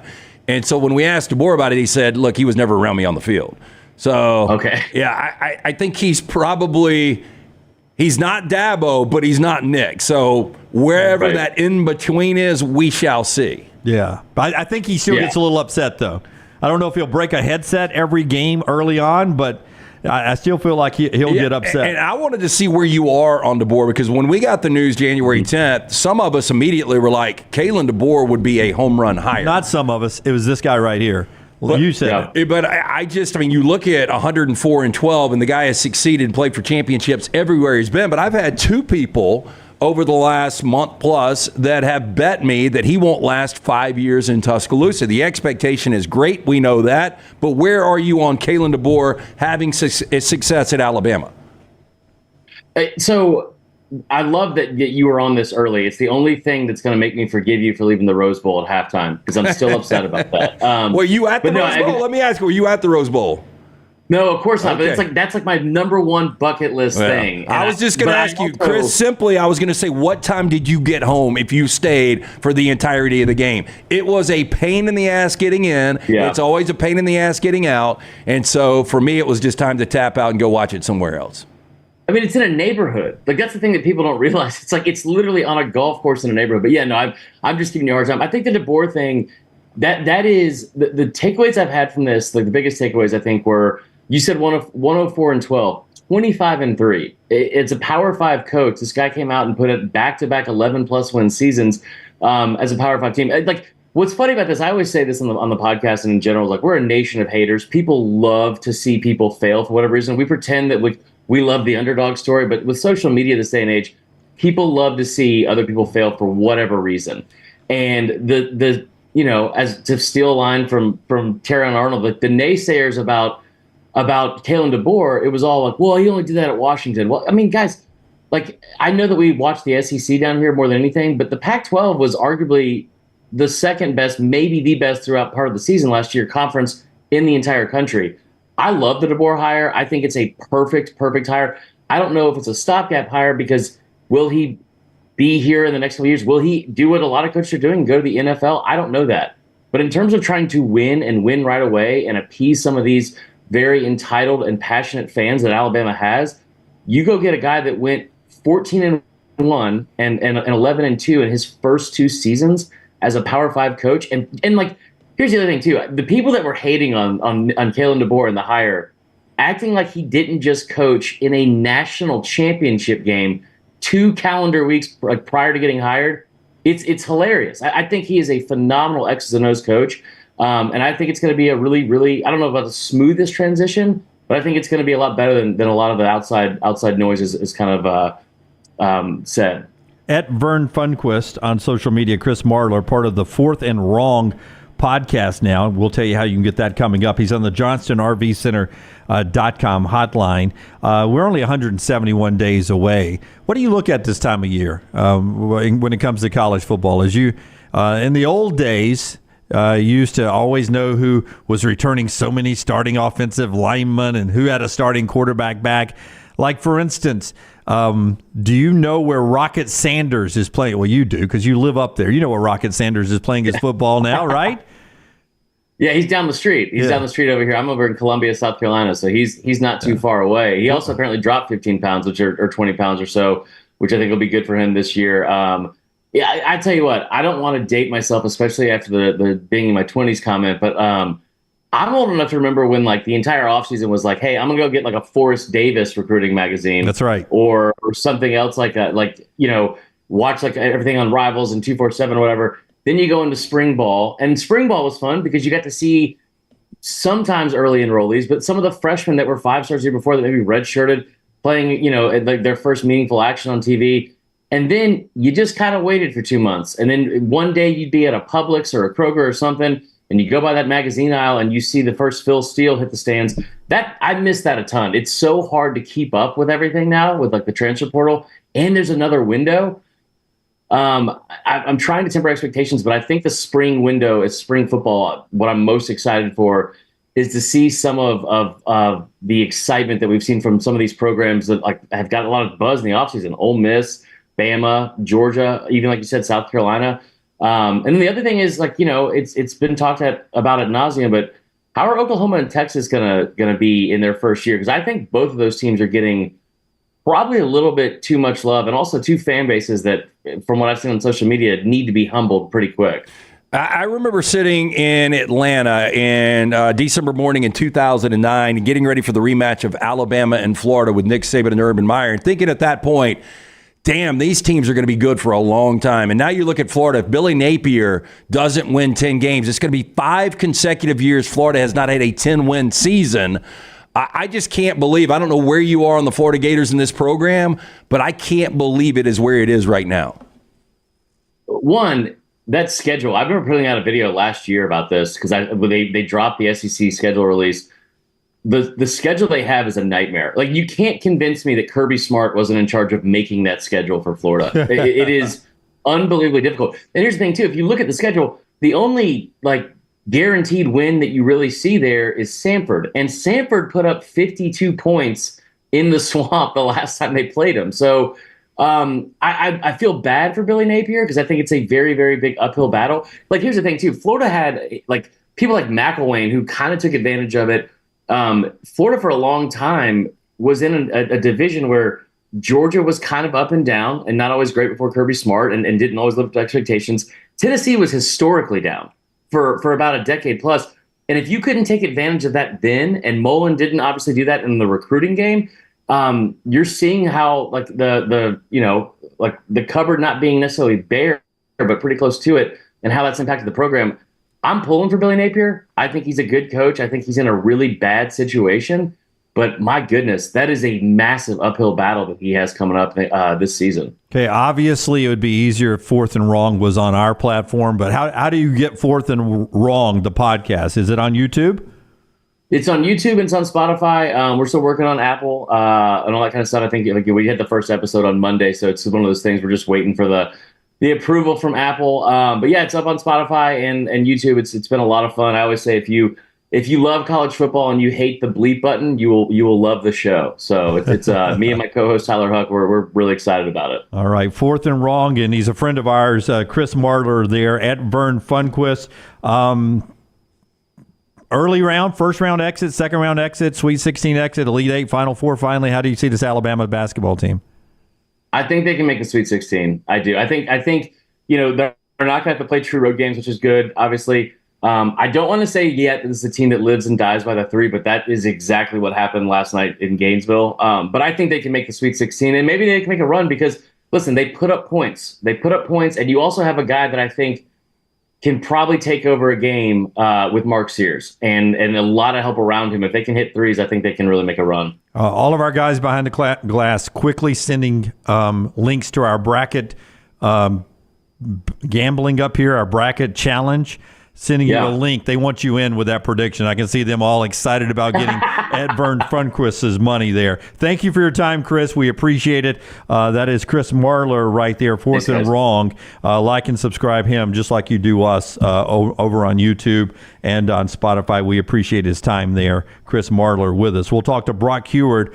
Some serious conversation about the Alabama coaching staff who actually didn't come with Kalen DeBoer. Brock's got some thoughts on that coming up around 10:25. The show being brought to you by a couple of great folks. One of them, the fine folks at Hemp Hill, getting your heating and cooling system exactly right. Yeah, make sure that HVAC unit ready to keep up with this changing weather. Hard to stop a train. Call Adam, Chad, Andrew, the guys at Hemp Hill Services, 205-229-2090. Trust the name. Birmingham has trusted since 1954 for all of your plumbing, heating, and cooling needs. Hard to stop a train. For more information, hemphillservices.com. And the other folks is our friends at New York Butcher Shop. If you've been paying attention to the show, the long run is almost over. I'm down to one steak now that I am up. And at some point, before I lose it, I'd love to go to dinner one time. But Lance has whittled it back down to one. You act like we didn't have a dinner a couple of months ago, a massive dinner. You've paid off a lot of them. Last night, I knew Alabama was going to lose the game, but I thought it would go under 175.5, and it, of course, went over that. But early on in that game, the slow start from both sides, did you think at that point that... I didn't, because the pace and because the lead that they had gotten. One of two things, Alabama was actually going to trim into it and really make it a competitive game, or it was just going to become the wild, sloppy garbage time that we saw. The pace was there the entire night. If Alabama would have hit shots in the first half, hell, they might have outscored everybody in the NBA last night. 175.5, and I thought to myself, everyone's going to think that's going over. And then I make the bet at mybookie.ag, and then you tell me that 70% of the people were like me, thinking it was going to go under. Well, I outthought myself. I'm picking up steaks. I think I'm going to do them a day early. I think I'm doing tomorrow night. But if you want me to get you steak side bottle of wine, I can do that, and we call it even going into the weekend, but completely up to you. Is there a chance you can cook it and I get to have wine and dinner with Maddie? We could probably work that out too, and you could be like, yeah, this is pretty good. You talk about your steak being pretty good. This is pretty good. Is that about the reaction we would get? No, no. Yeah. The wine would be worth it right there. New York Butcher Shop's the place to go. Yeah, stop by the New York Butcher Shop, see Jim and his incredible staff, and choose from the finest and certified Angus prime beef steaks, burgers, premium pork chops, ribs, all natural chicken cut to order just for you, with a great selection of fine wines and desserts. New York Butcher Shop, one-stop dinner shop, 2 locations, Cabo Heights and on Highway 119 in Greystone. The New York Butcher Shop, rare quality, well-done service. Call the next round now at 205-734-0923. This hour of The Next Round is presented by the Birmingham Racecourse Casino, now featuring 7 days of giveaways with your chance to win a share of up to $125,000. The more you visit the Birmingham Racecourse Casino, the more chances you have to win. Let me introduce you to the new line of Red Wing athletic work shoes. This great new line is perfect for the industrial athlete, the guy who is working on concrete or running through the warehouse all day long. Red Wing Athletics use the same technology found in a running shoe, with soft mesh uppers, a lightweight aluminum toe for protection, and non-slip soles. This shoe is a winner. This comfortable new line of safety shoes are perfect for warehousing and light manufacturing. Plus, the colors look great. Stop by your local Red Wing shoe store, have your feet measured, and test drive a new pair of Red Wing athletic work shoes. Sports fans, Alabama State Senate will soon decide if you get the right to vote on a lottery, casinos, and sports betting. But they need to hear from you. Did you know Alabama is one of only 12 states where you can't legally bet on sports? House Bill 151 allows you to choose whether you can place a bet on the big game this weekend. Call your state senator today. Tell them to vote yes on the lottery and gaming bill. For more information, go to sportsbettingalliance.org. It's paid for by the Sports Betting Alliance. Again, sportsbettingalliance.org. Fire damage to your home or business is something you never want to consider. Ryan Brown here from The Next Round. But in the horrible event it happens, Dry Tech is here to help. They respond quickly and will reply to you within 20 minutes when you call 205-637-0143. They're working for you, the customer, not the insurance company. They've got 5 crews ready to go 24/7. Don't call the insurance company first. Call Dry Tech. Just remember this website, mydrytech.com. That is mydrytech.com. Did you know that colon cancer is the second leading cause of cancer deaths in America, and that it affects men and women equally? If you're older than 45, Rump Shaker encourages you to talk to your doctor about screening options that are available. Colon cancer is preventable, treatable, and beatable, but early detection is the key. For more information, please visit us. Go to rumpshakerinc.org. Also, 6th Annual Rump Shaker 5K coming up Saturday, March 23rd at Regents Field. You can register online, rumpshakerinc.org. Want more of the show? Download the app or visit nextroundlive.com for the latest podcast, The Mystery Fifth Hour, our Not For All Ages podcast, The Last Call, and the entire Double Down Media podcast family. All at nextroundlive.com and on the Next Round app. Hey, Lance Taylor from the Next Round to tell you about my friends at Michelson Laser Vision, located conveniently UAB Highlands. Almost 20 years ago, I went in for the procedure. Only took 12 minutes for both eyes. When I went in, I had 2200 vision. I was legally blind. Now I have 20/15 vision, still 19 years later. Make the call today. Schedule a hassle-free consultation. 969-8100. Dr. Mark Michelson, Dr. Jen Michelson, Michelson Laser Vision. Make sure you tell them the Next Round sent you. 969-8100 or MichelsonLaserVision.com. Jim Dunaway, Lance Taylor, Ryan Brown, and Rockstar. Live from the Birmingham Racecourse Casino Studios, The Next Round, presented by Bud Light, is on now. Andy says Dunaway would be underwhelmed if Salt Bay cooked a steak for him, much less LT. Should I know who Salt Bay is? I was about to say, I don't know what. The guy that did the. Oh, it's a viral pic. Dude in sunglasses that does salt like this. Oh, he does the salt like this? Like he throws it. It's Leonardo DiCaprio hired him. Like it's. Oh, he's a meme now. Yeah, I'll tell you, man, I don't even put salt. So there's obviously salt in the dust that we talk about the seasoning the New York Butcher Shop has. But their meat is so good that they'll pre-dust them for me. And then I'll leave them out for about 45 minutes at room temp. And then I will put olive oil on them, let them soak on that. And then I put olive oil in the cast iron skillet. Then I put them in there. I do about 3 minutes on each side. And these are about 1.5 inch thick fillets. Will you say all this again and do it with a British accent? I'm going to have to work on the British accent. Okay. But then I do 3 minutes each side, and then I will put them in a pan with the foil over it. I'll broil it already at 450. I'll do that for about 6 minutes, and they are absolutely perfect. You might want to do it a little bit more as far as the searing and longer than the 6 minutes broiling if you like it. See, mine is a rare plus, which is between rare and medium rare. That's the way I like mine. Medium rare plus, right? Or rare plus? It's rare plus. Okay, yeah. I go medium rare plus. What am I ordering? Medium rare plus would be, I guess, the same thing as rare plus. Okay. I guess, yeah. Probably a little bit more. He looks a little like Kieran Culkin. If Kieran Culkin had a tan, yeah, maybe. I think he's a lot of salt just for this. The way he puts salt on a steak. I like that T-shirt. The show being brought. What you need is a deep V. A deep V T-shirt. Yeah. It's a deep U. Hey, if I ever get into the gym, maybe that'll be the look I wear on the show. Now I'll go. How's weight training going? Oh man, it's tomorrow. Starting tomorrow. But tonight we head to Odie's, right? We do Odie's Tavern. It's Wednesday Rockstar, and that means trivia. I have got to. We got a special guest coming up trivia tonight too, and we're going to be at the Crestline location. Yeah, I think you might have heard who is going to be up on stage with us tonight. Really looking forward to that. But if you've never been on a Wednesday night before, come try it out. Voted Birmingham's best trivia 49 of the last 50 years. I really don't know what the number is for a long time, though, but it's a lot of fun, a lot of interaction, a lot of music, just a good time. And you can get there early, enjoy some of that great food from Rodney Davis. He's been doing it for more than 3 decades. Ice cold beer buckets full of the Bud Light. But join us tonight, the original location in Crestline, newest location in Homewood. It's Odie's Tavern. So medium rare plus is between medium rare and medium. So I need to start just going medium rare, which is what I want. Yeah. All right. So medium rare, because that's going to be slightly overcooked for me. Can I tell an honest admission of something that happened at the chili cook-off the other day? Yeah, absolutely. Unless it's post. No, it wasn't you. And I like the guy a lot. He's a really cool guy. I don't hang out with him a lot. But somebody was using the same spoon to taste all of their chili.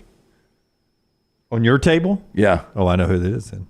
But he was using a napkin, so I made sure that I jumped in. Like, I had the numbers, so we went from like 30 to 39. Rockstar, you would have died. That's why I didn't want to be second round, because I was fearful of that. I never thought that anybody... We've got... First of all, you've got a bowl of about 1,000 plastic spoons.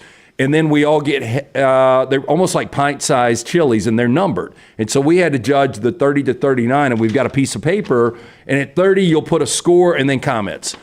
And so when I saw him wipe his spoon down and then go into the other one, I was like, okay, I'm jumping in first. So I would grab it. I would take my dip throw my spoon away. But he kept. because y'all all share the same cup of Yeah. chili? That table is one big. You get about like a pint, Yeah. I'd say, of chili that goes to the first round, which I've always judged for 12 years as the first round. And one of the reasons I always volunteered first round because I get up early, so I could do that, and then I have the rest of my Saturday. I never thought about that though. And I knew that the second round, that chili stays. They change the number. They mark it out, in however many are left in the second round, they give it a new number. But that 10 is at your table, and you pass it around, but it comes from the first round. And the finals is going to be the third round of judges, and you're supposed to go with a new spoon. Well, they should have somebody at the table that And just you throw it away. Well, he acknowledged it in front of me and the other judge that was at the table, and I was kind of blown away. Like, you know him, he's a good dude. He had one paper towel, and again, there's 1,000 plastic spoons right there, but he would just wipe it off and jump right back in. Sisler won't admit this, but when she was pregnant, she accidentally, and she even said, "Oops, I double dipped it with that time." Oh God, it was an accident. But she said she doesn't do it. She said, "I did it." Well, first of all, the chili, the majority of it's for great cause, the Exceptional Foundation.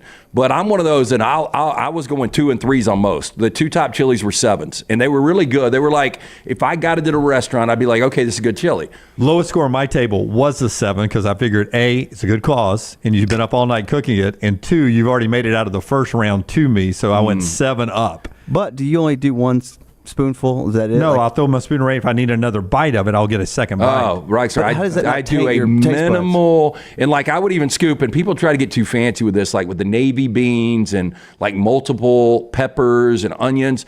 And if it had too much stuff on it, I would kind of throw it down. But we had one that tasted just like Sloppy Joe's, one that tasted like Brunswick stew. There were they weren't chilies, and it's the chili cook-off. So I think they would rather have honesty where they can work on their chili. Like mine, Rockstar, my favorite one that ended up being the second highest scorer on our table, but it made it to the finals, was it tasted like you walked into the best barbecue place in the South and had a bowl of chili. Like it had pork in it, and it had a little barbecue. I tasted it. It wasn't good. It had a little barbecue flavor to it, but it was like chili and barbecue had a baby. It was more like a Brunswick stew. It was not a chili. But was there any, if somebody packaged it and said, like, hey, I'll sell you this, would you buy? There were the very first chili I tasted. You get 7s. Because I tasted it, and then the heat kind of just simmer a little bit. It had a really good spice to it. And I was like, damn, that's pretty good chili. Are they all going to be like this? And so that's the one I went 7 on. And I purposely went back after trying all the chilies, tried it again. The first one of the day for me was by far the best. Our first one was our highest rated one, too, and we gave it a 9. And the barbecue one didn't score the same way, but it had brisket instead of hamburger meat. That was the meat inside. Well, there's a downtown bar that does it with brisket, and it's really good. So you just got to know what you're doing. The problem, and I've said this before, when you're like I cook a really good chili, I believe, for 4 people. But when you're doing it for 400 and you're there with all those ingredients, you're not used to doing that, so you don't know how to balance the ingredients. And then people are there drinking all night, and it's more of a festive time. And I saw an aerial shot of like last year's. That is panic-inducing to me. Oh, it's jam-packed now. That is a lot of people. Yeah. So do you know if your dad's team won again? Because they'd won 2 years in a row. He said they came like in 19th or something like that. They won last year, I think. And 2 years in a row. And people were starting to say, are you throwing Rockstar's dad some extra points? And I was like, we don't know who. We have no who. idea. Yeah, it's just, I asked him just a Sunday. I was number. like, "Did y'all do the chili cook-off?" He's like, "Yeah, we came in 19th." I was like, "Damn." So and that was by far every year. And again, it's for the Exceptional Foundation, an incredible cause. And I love seeing this event grow. And there's a lot of excitement with the event. But boy, that is by far the most crowded and the most people I have ever seen at that event at one time. And the weather was very conducive for it. But how should I have handled the 1 spoon all chili? Oh, you should have told him, dude. That's Yeah, you got to address it. Yeah. Just like, hey man, if there's, we're all going to use different spoons. You're going to use a different spoon, right? He addressed it. Well, it was weird. Yeah, he's like, hey, I'm going to use the same spoon the whole time. And I was like, what? Hey, you shouldn't do that, man. We're all eating out of this, man. Yeah. Do you think it was because of environmental reasons? Like you didn't want to put that much plastic into the dumpsters? Boy, I don't care. I mean, I would rather, if either. you're going to go after you when you double dip, I would rather a dolphin float somewhere. Well, I'll be honest. Until we get India, Pakistan, and China under control, then it doesn't matter if I have 8 spoons or 1 spoon. They're kicking out a lot of garbage Dude, over there. I was going through a lot of spoons. Yeah. Well, I mean, every bite is supposed to be 1. And I would take multiple bites out of the chili. And people are like, how are you not full? Like, you ate chili today. Because I went straight to lunch basically after, and I was like, no, I literally had like 10 small bites of chili. Well, Taylor will tell you exactly the details of happened because I had to go meet her in Tuscaloosa afterwards. But my chili bites, I don't think I ate again the rest of the day. I had basketball, and I went and met her at walk-ons, and we had a couple of beers and watched Auburn basketball, and then we went to work for Bama in Tennessee, and I don't remember eating dinner. So it was the chili filled me up. Chili took care of me. Let me just tell you. Yeah, I'm going to be in the first round next year if I'm invited back as a judge because I never ever thought that was a possibility. Yeah. Then you need to walk around though and see the fact that it's open canisters, so anything can fly in it, and they're stirring the chili with boat oars. I was going to say with a boat oar. The guy that dropped mine off, and you guys know him, he was like, "Hey, I just want to let you know I stirred this with my junk." And I was like, "Okay, appreciate Good. that." That's flavor. Is there one you can look at going, no, I'm not, I can't? No, I usually get that when I judge the half of them. The Talladega. But will they allow you to do it? Like, I'm not doing that one. I'm sorry. But just on presentation, I don't think I can do it. Brown and I go occasionally to the Wild Game Cook-Off at the Talladega Super Speedway. Over your shoulder. I was one and done there. Hey, and let me tell you, bear stew came in one time, and we told the story on the air, but you could smell it coming down the hall. No. Yeah, and they have all sorts of fish and octopus tacos, and funny name for the octopus tacos, by the way. Like what? Use your imagination. Show being brought to you by our friends at Precision Sports Medicine and Orthopedic Care. If you've tweaked something, injured something, whether it's pickleball, basketball with the kids, or wiffle ball season's here. If you've thrown out the old labrum or a rotator cuff swinging deep opposite side of the plate with a wiffle ball, Precision Sports Medicine and Orthopedic can get you back in the game and also back to work. All you have to do is call this number 205-512-3885, 512-3885. PrecisionSportsOrtho.com/2024. Orthopedic care better together with our friends at Sports Medicine and Orthopedics right there in our great state of Alabama. Great locations everywhere to check them out. Let's get back to the Bama basketball, and then we'll do four downs. Then we'll talk to Brock Huard still to come all in this hour here. Rockstar, give me cut number one because you guys were going crazy in the chat room. Crazy in the chat room about the potential of a Sweet 16 run for this Alabama team. And again, I'm going to tell you, I'm not giving up on this Alabama team yet. I think they score the basketball good enough when they get right, and I think they'll reset mentally. That I've watched a lot of NCAA tournament in my time. The teams that get beat have a problem scoring the basketball. So I think that you're good offensively. That can help you out and get you out of some FUNK funks early on in the NCAA tournament. Nate Oates, though, continues to harp on the defense, and I just wonder if it's starting to take a toll on this team as they get ready for the most important games. Here's Nate after the loss last night. You know what? It's one of those deals where our guys have to understand that there's a defensive mindset that has to be there every play, no matter what happens on offense, and really, to be honest with you, no matter what happens on defense. You can play great defense. They throw in a tough shot. You get a tough call, goes against you. You can't let that frustrate you. You can play great defense for 4 or 5 minutes. Offense isn't going well. You have a couple turnovers. You miss some open shots. Like, that can't frustrate you if you're really a defensive-minded team. And right now we got too many guys get frustrated and then have too many letdowns. The frustration is the problem. But I got this text from a season ticket holder, Alabama, last night, and wouldn't this be the case? Tony writes to me. It's like a long-distance dedication, by the way. And he writes. And Tony writes, this will be the team to get to the Final Four because they have so many deficiencies. I really believe that. That you had the number one overall seeded team last year. You've had so many great teams over the years at Alabama that hit a wall at the Sweet 16. But wasn't the Elite Eight team, wasn't that a big overachieving team, the one that went further than anybody else? Because they got that one upset win, 8-9, then they moved on to the Elite Eight. So almost the team that went to the Final Four was one of the more deficient teams in Alabama history, just honored this year. Where do you see this team going out? And you don't know really until you see the bracket, but it seems like I'm starting to feel you will be surprised if they win 2 games and get out of the first weekend. Again, that magic number is 40% behind the arc. If they're hitting their perimeter shots, it's a team that can go deep. I mean, we've seen Alabama at their best.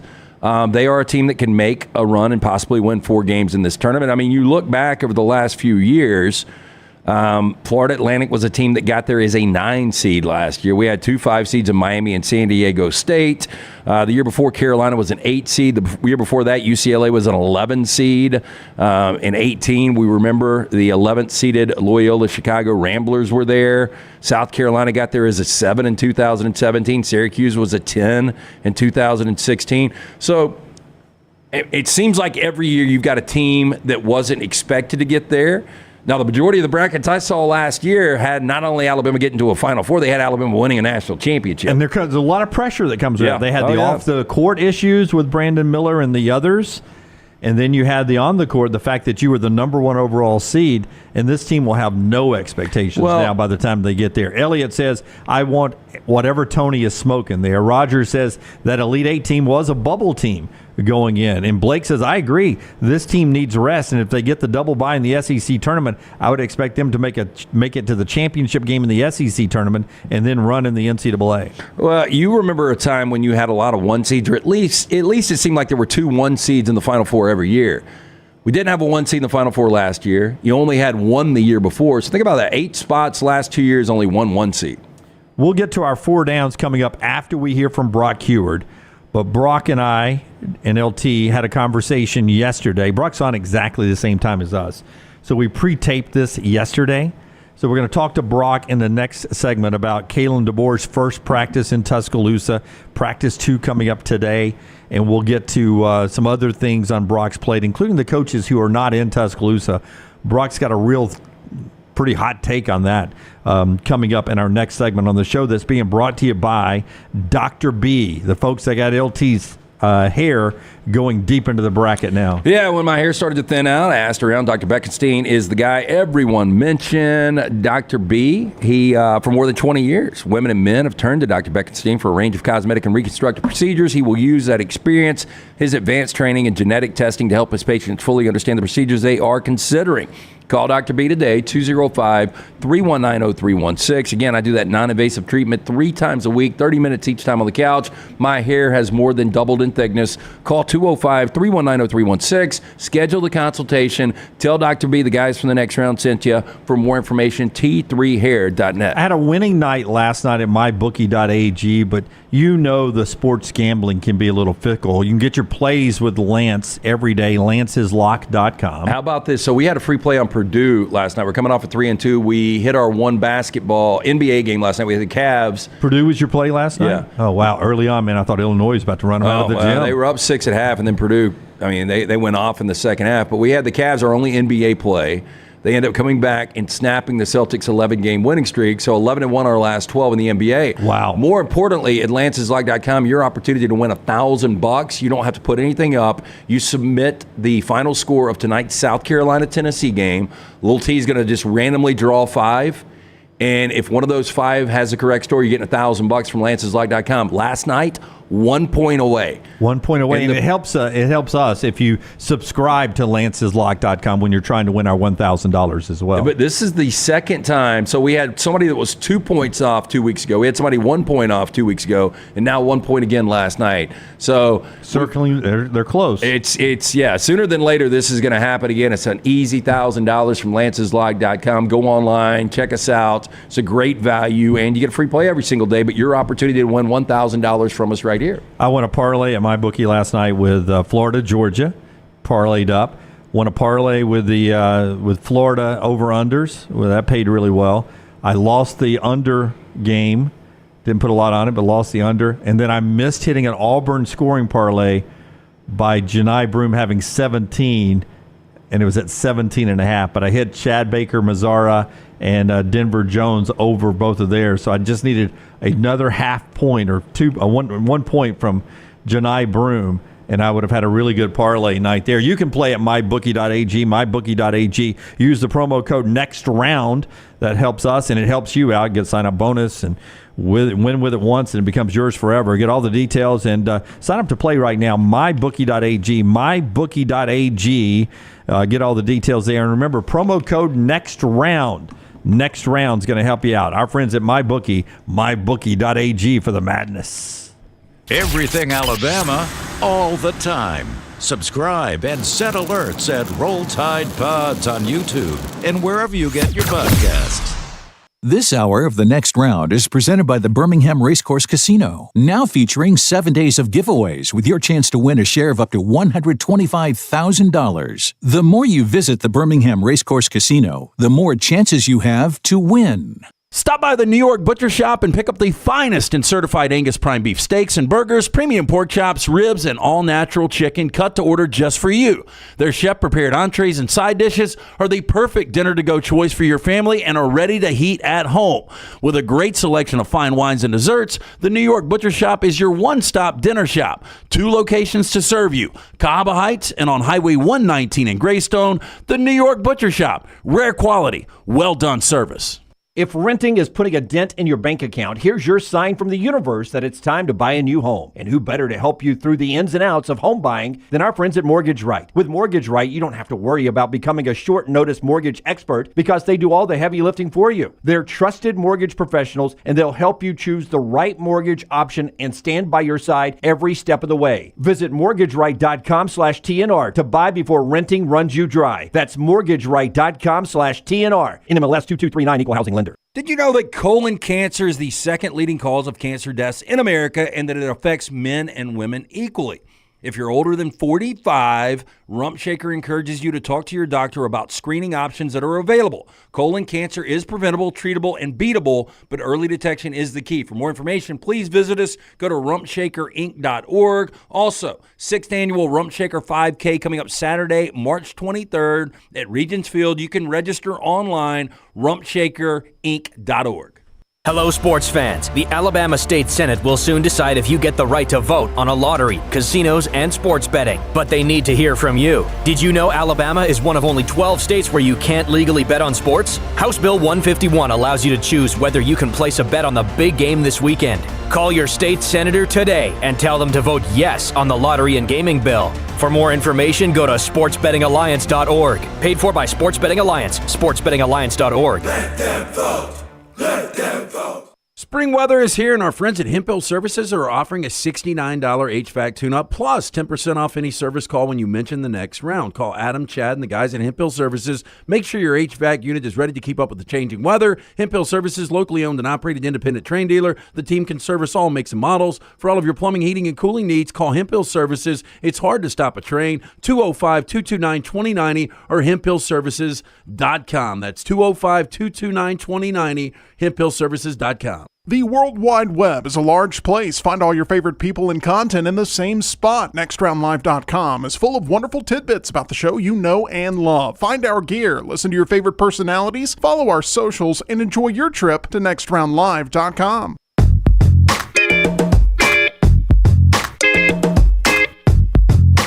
Hey, here's our Redmond Vodka fact of the day. It's going to blow your mind. Caitlin Clark's game Sunday on Fox drew 3.4 million viewers. It is the second most watched basketball game of the year in college basketball, men or women. The most watched men's game was on Thanksgiving Day, helped out by the fact it was after the NFL game, with just over a few million people, more than that, watching, I believe it was Michigan State and Arizona on Thanksgiving Day. But the second, more than any other, more than North Carolina and Duke, and more than any other basketball game this year, 3.4 million people watch Caitlin Clark's game on Fox, and it helps being on a main network television. I didn't watch. You're going to be shocked. Well, not shocked. I didn't watch it either. Well, what I heard, though, outside of her amazing performance and how electric the crowd was, Gus Johnson made it about himself. Did he? Oh, I heard it was so over the top, nonstop. And good news for NASCAR, which includes our friends at Talladega. We're coming back racing at Talladega coming up in April. The most watched sporting event of the weekend was NASCAR at 4.3 million. That was the second most watched sporting event of the weekend. Redmond Vodka bringing you that information there on who was watched this weekend. Yeah, locally owned and operated. Pick up a bottle today, gluten-free, 8 times distilled. It is Redmond Vodka, available in 22 states. Ask for it by name. If they don't have it, tell them to get it. It is Redmond Vodka. And our friends at Urology Centers of Alabama, UCA, 35 urologists, 16 locations across Alabama. Early detection, so important, guys. Treating all your urological needs from prostate health to kidney stones. They'll take care of you. All you have to do is visit the website, urologycentersalabama.com for details and set up an appointment, urologycentersalabama.com. Get checked out here in 2024. All right, Brock Huard, our friend, LT and I chatted with him yesterday afternoon about Kalen DeBoer on the practice field at Alabama, practice 2 today. And we started off the conversation really about Alabama's coaching staff and who is not with Kalen DeBoer in T-Town. Here's our conversation yesterday. All right, our buddy Brock Huard joins us on the JohnsonRVCenter.com hotline. It's been a while since we've had Brock on this show, but he's been part of our Disrupt the Media family all during football season. And, man, you guys had a blast over there. Oh, yeah, we had a lot of fun. Brock, always so insightful, a lot of West Coast talk, but he was really the first to sell us on the new Alabama head coach, Kalen DeBoer. And obviously, Brock played. He's one of the Washington all-time great quarterbacks, but had a relationship with Kalen DeBoer and that staff. And Brock, the first time we had you on for your instant reaction to that hire, you said, hey, the good news is all the boys are coming with him. And Scott Huff and Ryan Grubb ended up not coming with him. And so you got Nick Sheridan there and Jamarcus Shepard, and I think that's all you've got from that staff. What are they losing right now with Huff and Grubb not coming along? Yeah, you are losing quite a bit, and not to kind of sugarcoat it or anything. Like, those were substantial losses for Alabama. And I think if I said it right, it was something, or I hope I said something like, you're not ever going to fill Nick Saban's shoes with one guy. That's why one head coach or just one hire was not going to do it. But the trifecta of bringing Kalen and all of that experience with Ryan Grubb and all of that experience with William Inge, I would throw that into the list too, because I think there was an expectation that he would come on the defensive side of the ball. And obviously he goes to a rival up there in Tennessee. So yeah, that's not great, and there's going to be a learning curve. Now, I did work with Sheridan when he was up at Indiana. Obviously, his dad is an esteemed coach as well and knows what he's doing. And there were some good things that he did at Indiana. There were some really rough road and bumps in the road, and ultimately leaving Indiana and getting demoted from Indiana to the tight end coach at Washington. But he's going to have a lot more to work with down there in Tuscaloosa than he ever had in Bloomington, Indiana. I will tell you, we dropped your name a couple of times the other day, like you were the American Express card for us with the coach. So Kalen, how'd that go? It went great, and they are the nicest guys, including Coach DeBoer. And we spent about 40 minutes with him on camera, and then about 30 minutes afterwards with him, looking at pictures in his phone. But I asked him about that. I said, at a point, is it good to have new voices, new blood on a coaching staff? And he talked about that. Can you tell me maybe some of the advantages of bringing in some new voices to a coaching staff? Yeah, I think that may, I would challenge that just a little bit. And you're absolutely right. I mean, I told you guys this. Kalen is as genuine and as humble and is about everybody else. And I think one of the great things he did at Washington over those 2 years where there had been some turmoil, that many of those players had committed to Chris Peterson, and then he left, and then the whole Jimmy Lake debacle for 2 years, and he gets fired. And Kalen did, I think his greatest strength was turning that team over to the locker room and to the veterans and the grown men in that locker room. And he never made it about Kalen DeBoer. He made it about the program, and he made it about the players. And I think he will do the same at Alabama. But I would challenge that premise just a little, Jim, in the sense that I think new voice is healthy when you've been at one place for a long time.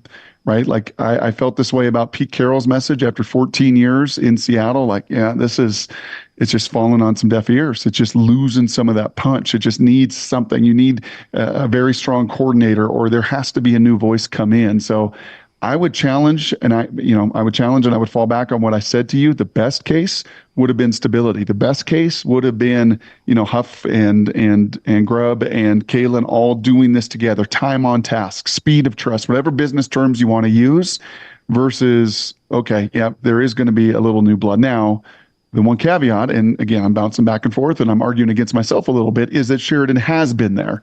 He's not a newbie. He's not new to the language. He's not new to the system. He had been there cultivating a tight end room that turned into, well, a couple NFL guys and one that ran the fastest 40 in the history of any tight end in Devin Culp in Indianapolis last weekend. And Sheridan was a part of that growth and development.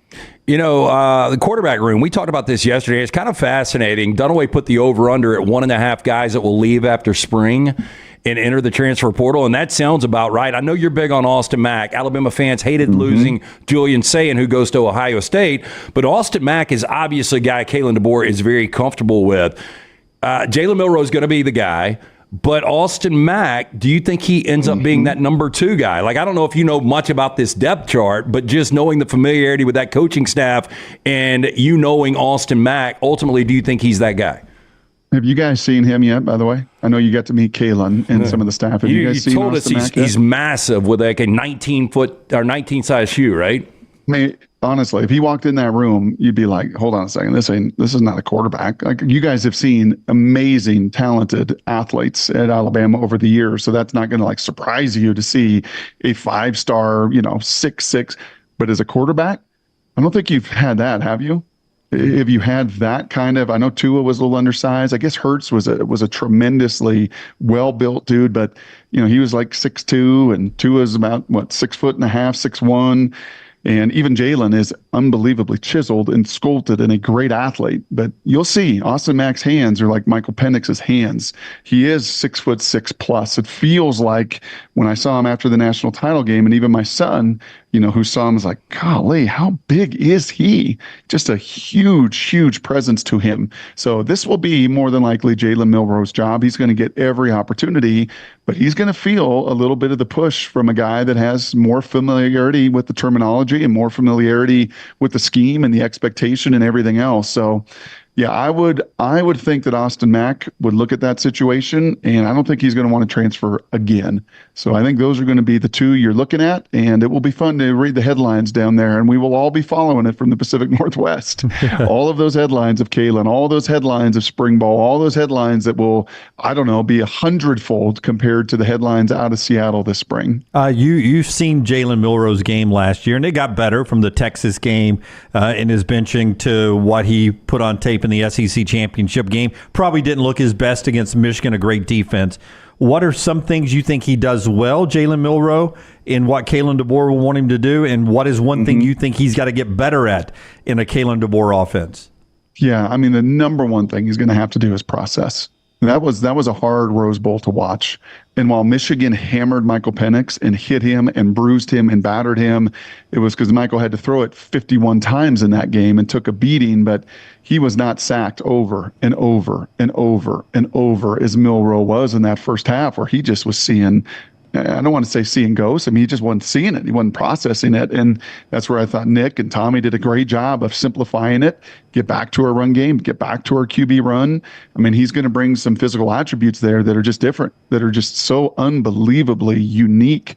And I think a Sheridan and a Kalen DeBoer will have some pretty fun clay to mold in that way. Like, wow, look at what we're able to do with him. But he's going to have to process. This is a system that lines up in one look. It shifts to another look. There's box counts. There's checks. It's going to be a little bit at the fire hose, I think, in the spring of, whoa, this is a lot for me here to handle. And again, where an Austin Mack should, with a year under his belt, have a lot of experience right out the gate to be able to do and handle a lot of, as I said, the checks and the shifting and the motion and the movement. The Huskies were 5th in America, top 5 in America in pre-snap movement, pre-snap action. And that's not just like window dressing. That is showing you one thing, that's getting to another. It's why the Seahawks and Mike McDonald in particular wanted this scheme, because it's diverse, because it creates matchups, because it's hard to contend with. But you need a QB that can handle all of that. And the background that Penix had in Indiana absolutely helped him hit the ground running in Seattle. And Jalen's going to have a challenge in that way. He's going to have to grow in that way. And if he does, you're talking about a first-round quarterback next year. Hey, no surprise Caleb Williams didn't throw in Indianapolis, but he opted out of the medical exams. That was a little surprising. You're a guy that has watched him a ton in Pac-12 football. And it's become a little polarizing. I think most people think Bears stick and they take Caleb Williams, but there are other people, and we see it all the time in our chat room, that believe Caleb Williams is going to be a bust. This is maybe the most difficult evaluation in all of sport, is a quarterback that was elite in college going to the NFL, and can they be a franchise guy? You've seen enough of this guy. What do you think of Caleb Williams at the next level, and is he ultimately the number one overall guy with the Bears? Yeah, I think 2 years ago, if I was on your show after his first year at SC, I would say he's the number one pick. After he wins the Heisman, go, book it, done. And, just everything, the way he handled all of it, all the pressure, all the expectation. He showered his teammates with generosity and everything. This last year leaves me a little questioning.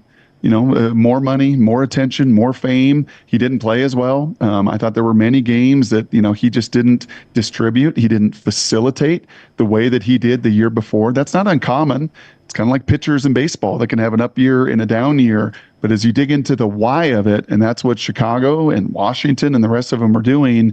And, if I'm a betting man, Lance, and we're doing our show every week, I'm betting that Chicago has to make this move. But they don't have equity. They don't have the benefit of the doubt. Who was their last great quarterback? Sid Luckman. Yes. Yeah, radio silence. Yep. Yep, exactly. So they're going to, I'm sure, feel the pressure that we can't not draft this guy, and they're gonna make that move. But that's a hard market, man. Buckle up, Caleb. This is not LA where, it was a little hard and it was a little difficult and you didn't meet expectations, but the Rams were really good. And then there's Lakers and then there's the Dodgers. And no, man, I got friends in Chicago, as I'm sure you guys do. It is every second of every minute of every hour on every radio show right now, this conversation. And he's going to be walking into that kind of void and expecting the savior to come in and do it. And that is a difficult place, as we have seen over the years. To your point, Lance, a lot of busts in projecting that position more than any other. Do you think Michael Penix Jr. has success at the next level? Do you like his game in the NFL? All about the fit, Jim. It's all about the fit. Yeah. Yep. He will, and I think so many of these guys through the years, because that's part of it. It's not just them. They're not just on the mound throwing 98. It's not just their own command. They have to have people on the other end receiving it. They have to have people in front of them blocking for him. It's going to be, if he goes to the right place, and an intriguing one for me in the Denver market is a Sean Payton. Sean Payton, whose offense is voluminous, whose play calling is very detailed, who is very demanding of that position. And because of Penix's training, because of 6 years, because that he's 24 years old and he can sling a football, and as well as he did it in Seattle through the wind and the rain, as beautiful as it was in the Dome in Indy, up at Mile High, he might throw that thing 90 yards. And that's not an exaggeration. He's got that kind of talent. So I would keep a little eye on the old Denver Broncos, because I think system-wise that would be a pretty good fit. I'm going to assume you doing mornings this morning in Seattle, and you doing it very interesting from your backyard in Denver, that the topic was Russell Wilson. And we were talking, we had a buddy on earlier, and he's like, he might have played his way out of the Hall of Fame. I don't think he's there yet. But $85 million in dead money, it's so weird, because there was a 5-game stretch this year where he won 5 consecutive games and played at a Russell Wilson-like level. Obviously, it didn't work out. There was something between him and Sean Payton. How ugly is this divorce, and ultimately, how handcuffed is Denver? Yeah, it's really ugly. And, we had, to your point, we had an afternoon host come on our show this morning, and he just started to rattle off, and you're like, oh my gosh, that is right. He did show up on the first day of training camp 2 years ago to the Broncos wearing his own jersey. Oh, that is right. He was selling his own new marketing material after a 4-game losing streak. Oh, that is right. He was doing high knees on the plane on the way to, all of these things that you just add up. And it's like, oh my gosh, Russ, what were you thinking? And, it will be 2 years to the day on Friday that trade went down. That was a shock to so many, that was heralded in Denver kind of as, again, that religious, that Messiah that was coming to save the Broncos after Flacco and all these, Porter Bridgewater and Keenum and all these guys that they had been through. Here he comes. And they were overjoyed and ecstatic. In fact, I remember that day so specifically because I was going in for my colonoscopy and I came out of it. And even the nurses in the hospital were like, oh, Russell Wilson's arrived. Bronco country is a real thing. I mean, it is as close to the SEC fervor and fandom as you're going to find in the NFL. And yeah, man, it has just been, I could not imagine if I had to write in a time capsule that day 2 years ago What's going to happen with Russell? Could not imagine that his name would be attached to the worst trade in the history of the NFL, and there's not even a debate. So you spent a lot of time in Missoula. Your girls, they actually play basketball for the Grizz. You've been to Bozeman, though. One of our listeners wanted me to ask you, have you ever hiked to the M at Montana State? I hike it to the M in Missoula. Okay, let's be very clear. The M is in Missoula. Okay, I don't know if there's a B in a mountaintop in Bozeman. I don't know. But I have hiked that sucker. I've tried to run that sucker. I've been huffing and puffing up that hill, and it is big sky country. I will say, in full disclosure, though, because that's what we do, we're pretty honest, Lance, is you and I have gotten to know each other so well. Bozeman's beautiful, man. It is awesome. If I had to buy real estate in one of the two, it would be in Bozeman because that place is gorgeous. Okay, on all these hikes, we had bear attacks on the show earlier. Do you know what you're supposed to do from brown bear to black bear? There is a strategy with a black bear and a brown bear. Rockstar, can you tell him what the and go on and include the polar? Here we go. Oh, it was brown bear, black bear, fight back.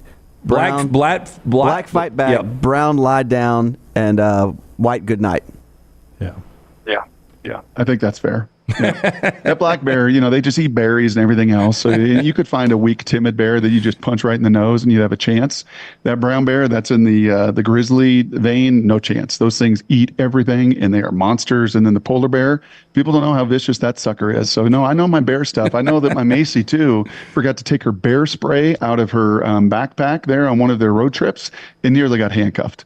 Like went through security and it was like the biggest deal ever. Like just can't bring bear spray. So don't ever do that if you do travel to Montana. You think anybody's ever robbed a bank in Montana with bear spray? Ooh, good question. Maybe. Yeah, I'm on the Google now. Yeah, those polar bears look very nice when they're drinking Cokes. Yeah, but they're not. Yeah, they're not. Apex. Pretty nasty. Yeah, pretty nasty. Brock Huard, man, thank you so much for your time. JohnsonRVCenter.com hotline. We're back in a moment right here on TNR. Everything Next Round is on demand now in the podcast section at nextroundlive.com. Twin Peaks is the best in the game. Here, you're in the red zone for every college rivalry and divisional matchup all season long. On game day, you never have to decide which teams to watch, only what combination of bites, burgers, wings, and more to order. Plus, where else are your favorite draft beers always poured at a frozen 29 degrees? Only at Twin Peaks, the #1 sports bar. Stick around after the sun sets. Twin Peaks is open really late. Wind down with bourbon and late night bites. Only at Twin Peaks. Storm season is here. Make sure you have a plan of action in place right now. Greg from Pell City and Storm Restoration Roofing should be your first call when storms hit. Insurance companies love working with Storm Restoration Roofing because of Greg Nelson's name and reputation in the industry. When storms hit, call Greg Nelson. He's local, 205-542-3531. He's the home of the free no-cost roof inspection. Greg from Pell City on Facebook, 205-542-3531. It's Storm Restoration Roofing. The wait is over. Tonali has arrived. Beautifully distinctive Italian styling and performance. Come test drive the all-new 2024 Alfa Romeo Tonali plug-in hybrid at Alfa Romeo of Birmingham. The all-new Tonali offers best-in-class horsepower and torque, fastest 0 to 60 times in its class, plus best-in-class range with full electric charge. And best of all, qualified Tonali leasees are eligible for up to $7,500 EV tax credit factored into your lease. Hurry down to Alfa Romeo of Birmingham and experience the all-new Tonali. Did you know that colon cancer is the second leading cause of cancer deaths in America and that it affects men and women equally? If you're older than 45, Rump Shaker encourages you to talk to your doctor about screening options that are available. Colon cancer is preventable, treatable, and beatable, but early detection is the key. For more information, please visit us. Go to rumpshakerinc.org. Also, 6th annual Rump Shaker 5K coming up Saturday, March 23rd at Regents Field. You can register online, rumpshakerinc.org. Every day, someone is ridiculed and mocked for the clothing they chose to wear. It's a harsh reality we all must face. But you have the chance to change all of that with one visit to nextround.store. For just a few minutes of browsing, you will observe so many clothing options, from hats to hoodies to t-shirts. Please, for yourself or someone you love, go to nextround.store and embrace the warmth of true attire. Hey, Lance Taylor from the Next Round to tell you about my friends at Michelson Laser Vision, located conveniently UAB Highlands. Almost 20 years ago, I went in for the procedure. Only took 12 minutes for both eyes. When I went in, I had 20/200 vision. I was legally blind. Now I have 20/15 vision, still 19 years later. Make the call today. Schedule a hassle-free consultation. 969-8100. Dr. Mark Michelson, Dr. Jen Michelson, Michelson Laser Vision. Make sure you tell them the Next Round sent you. 969-8100 or MichelsonLaserVision.com. See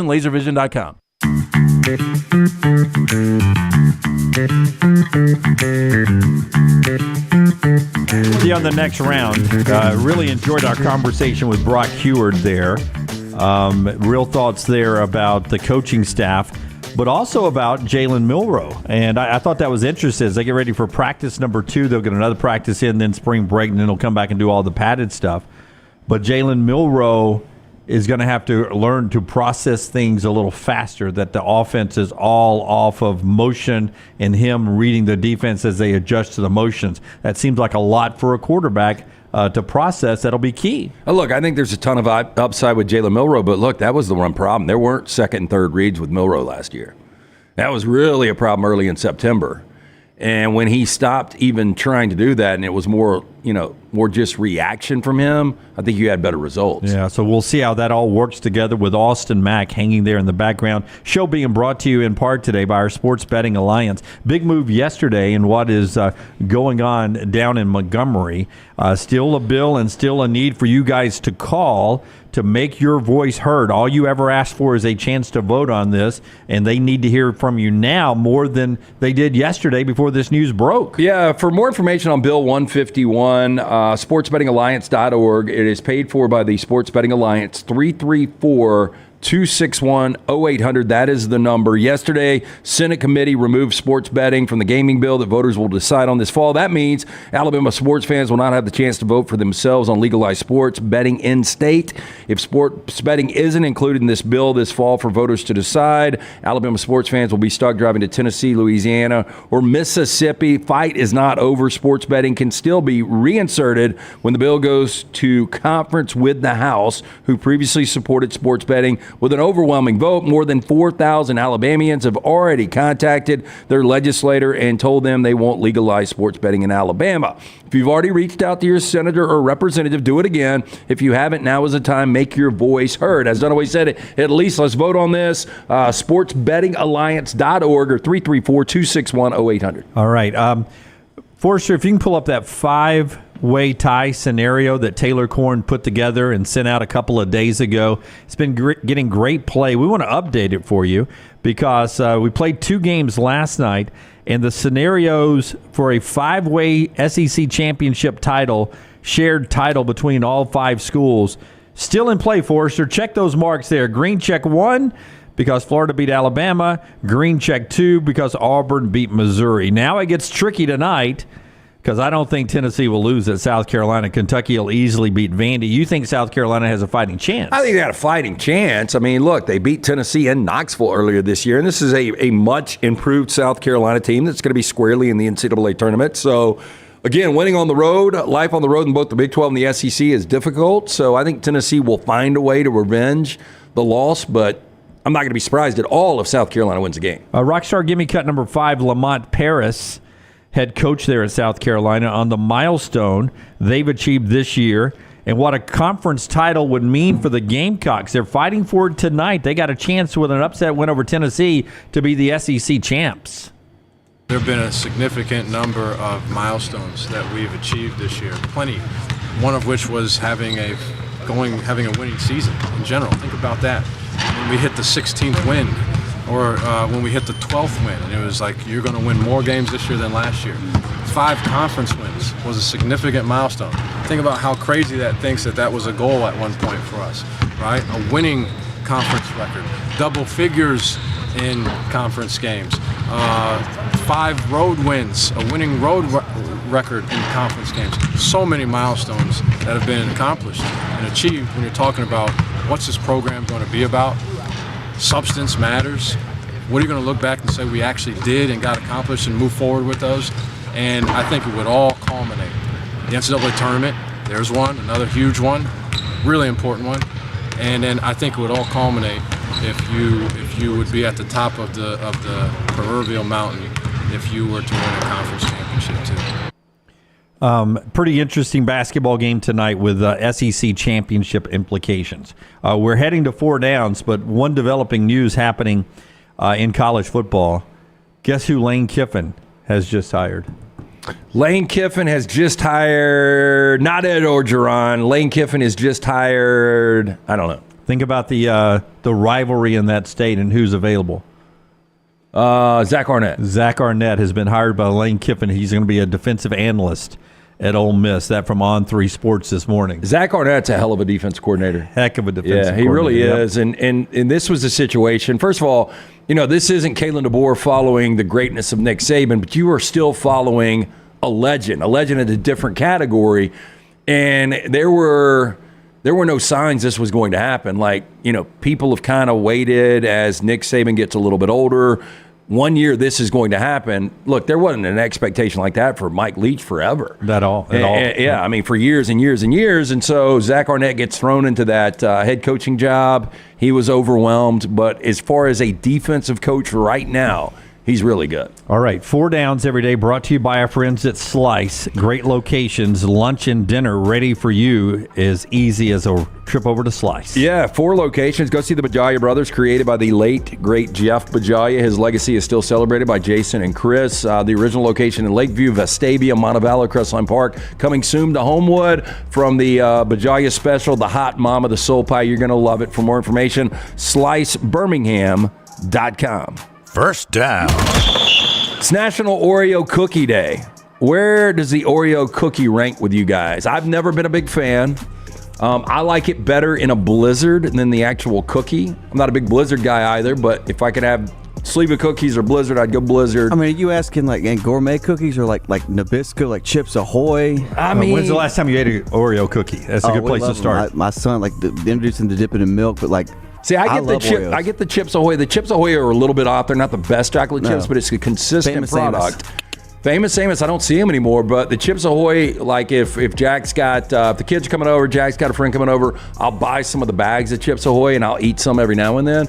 10 times better than the Oreo. I'll eat Oreos when they're out, but I'm never going to go buy them. I like the chocolate wafer more than I do the cream on the inside. Like a Cameo? Is it Cameo?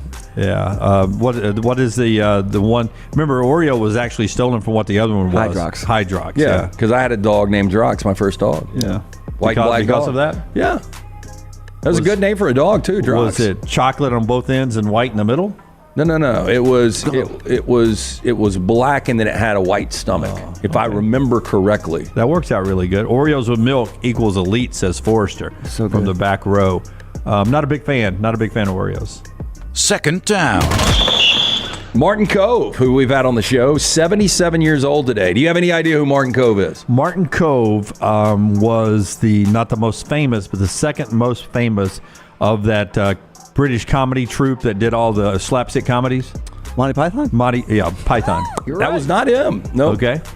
Martin Cove was actually Sensei John Kreese from The Karate Kid and now on Cobra Kai. Oh. And we had him, Where Are They Now, back before Cobra Kai forever ago. And he was, I didn't realize. He's from Alabama, isn't he? I think he's got a tie, but he's been in a lot of Westerns. He's acted for a long time. Seems like a really good dude, and he was fun on the show. But if I asked you better 80s villain, Sensei John Kreese or Paul Gleason as vice principal Richard Gleason in The Breakfast Club?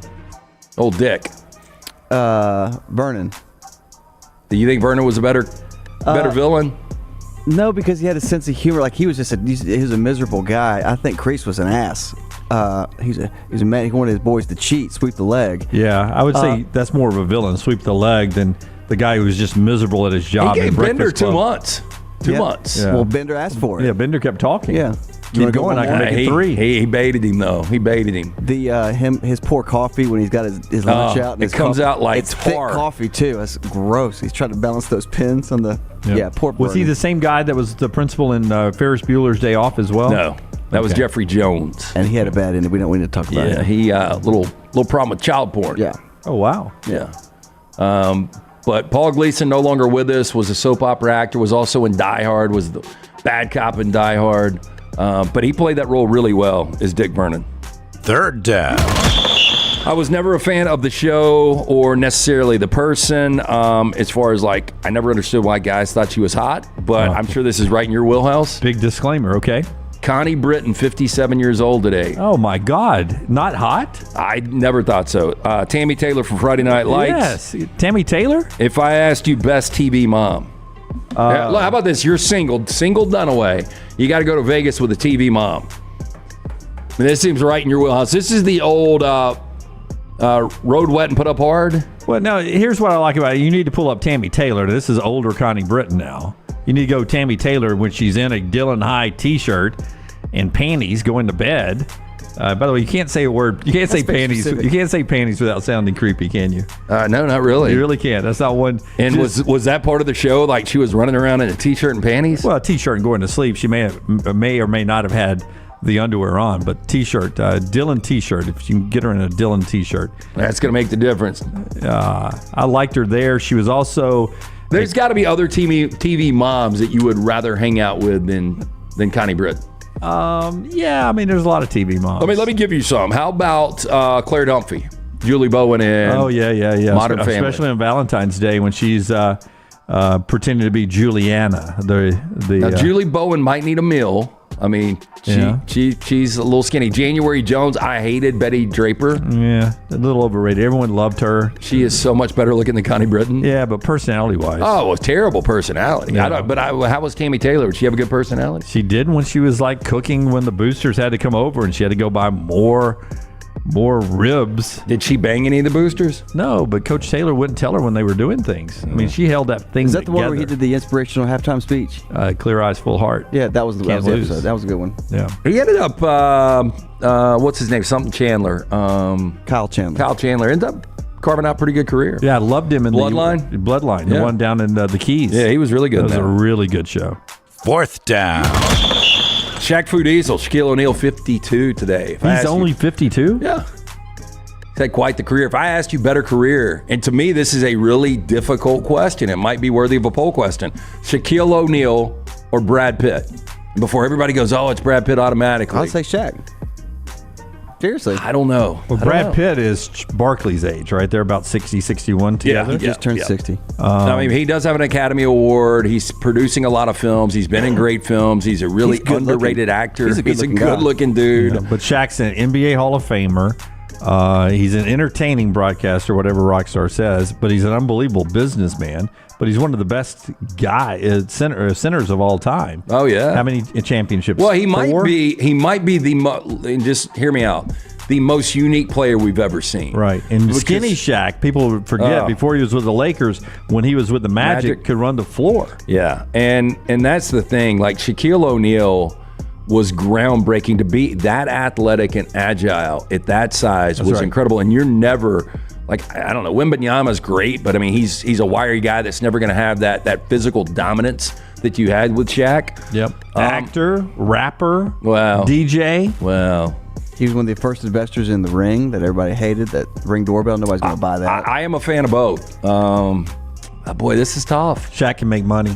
You don't think Brad Pitt can make money? Shaq. See net worth on Shaq Lunsford, and then give me net worth on Brad Pitt. Is it going to surprise you if Shaq is more? No, I think he just divorced Angelina, so I don't know how that's going to work. Well, but Shaq went through a heavy divorce. That's why he was doing things for the General and Papa John's, Gold Bond. Shaq owns the production company, or Brad Pitt? I think Brad Pitt. Pitt does. Oh, yeah, I would think that both are worth $500 million. $400 for Brad Pitt, $500 for Shaq. Yeah. Brad Pitt's won multiple Oscars. I'm not surprised. Multiple NBA championships. Has produced multiple Best Picture winners. And I'll just say one word, 2 words: The General. Well, I think MVPs are Best Actor Academy Awards. Yeah.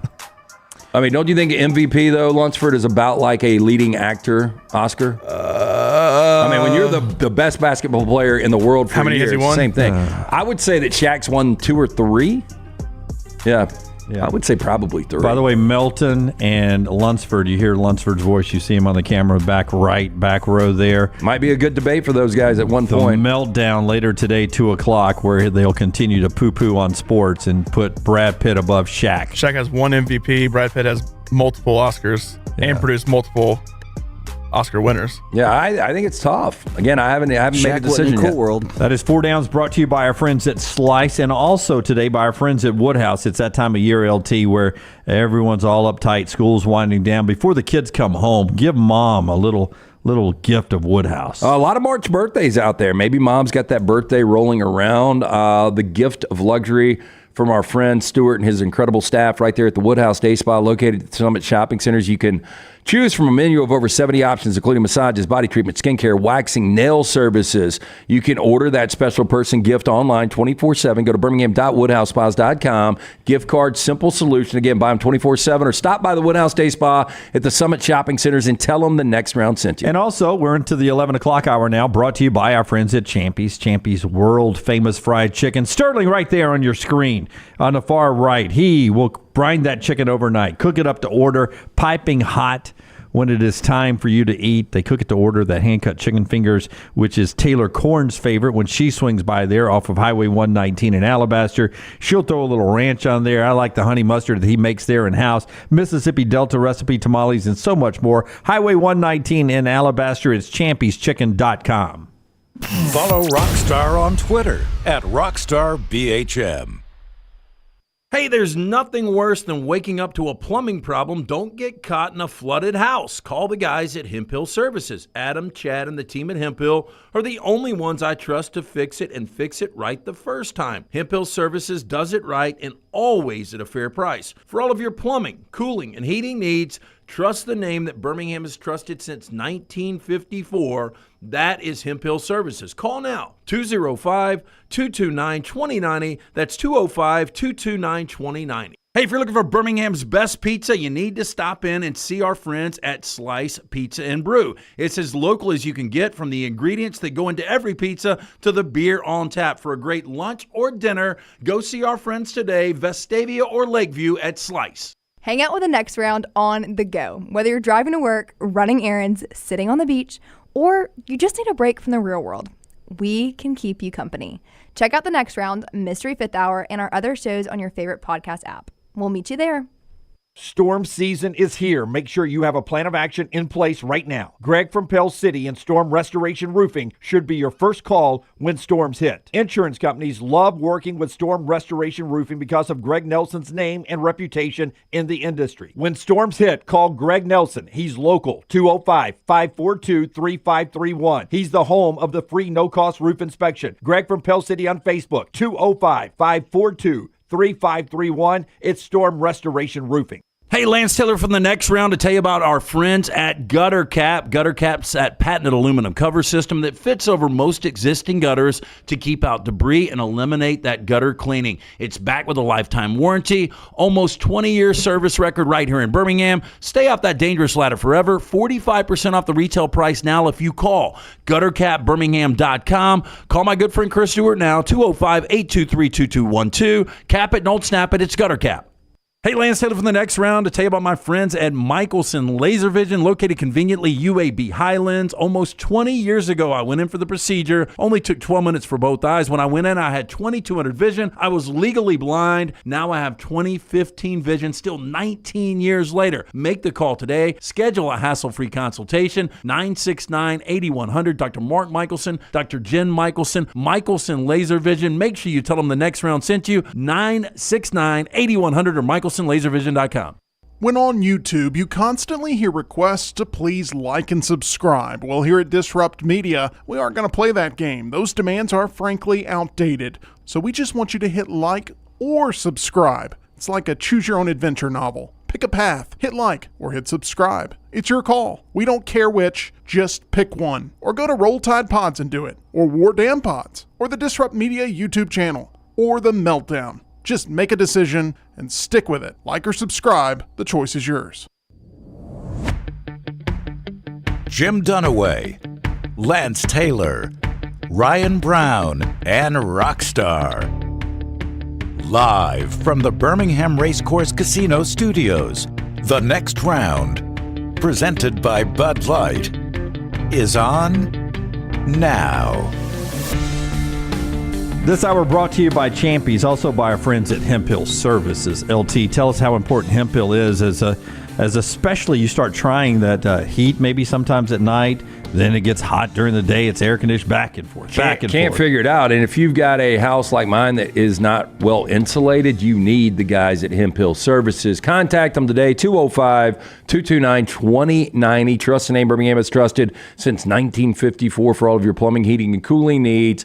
Call Adam, Chad, Andrew. The guys there, make sure you tell them the next round sent you. 205-229-2090. Hard to stop a train, hemphillservices.com. Hey, on a personal note, congratulations to, I covered Jay Barker back in the day, and then I knew Jay and Amy before they got married back in right out of Alabama.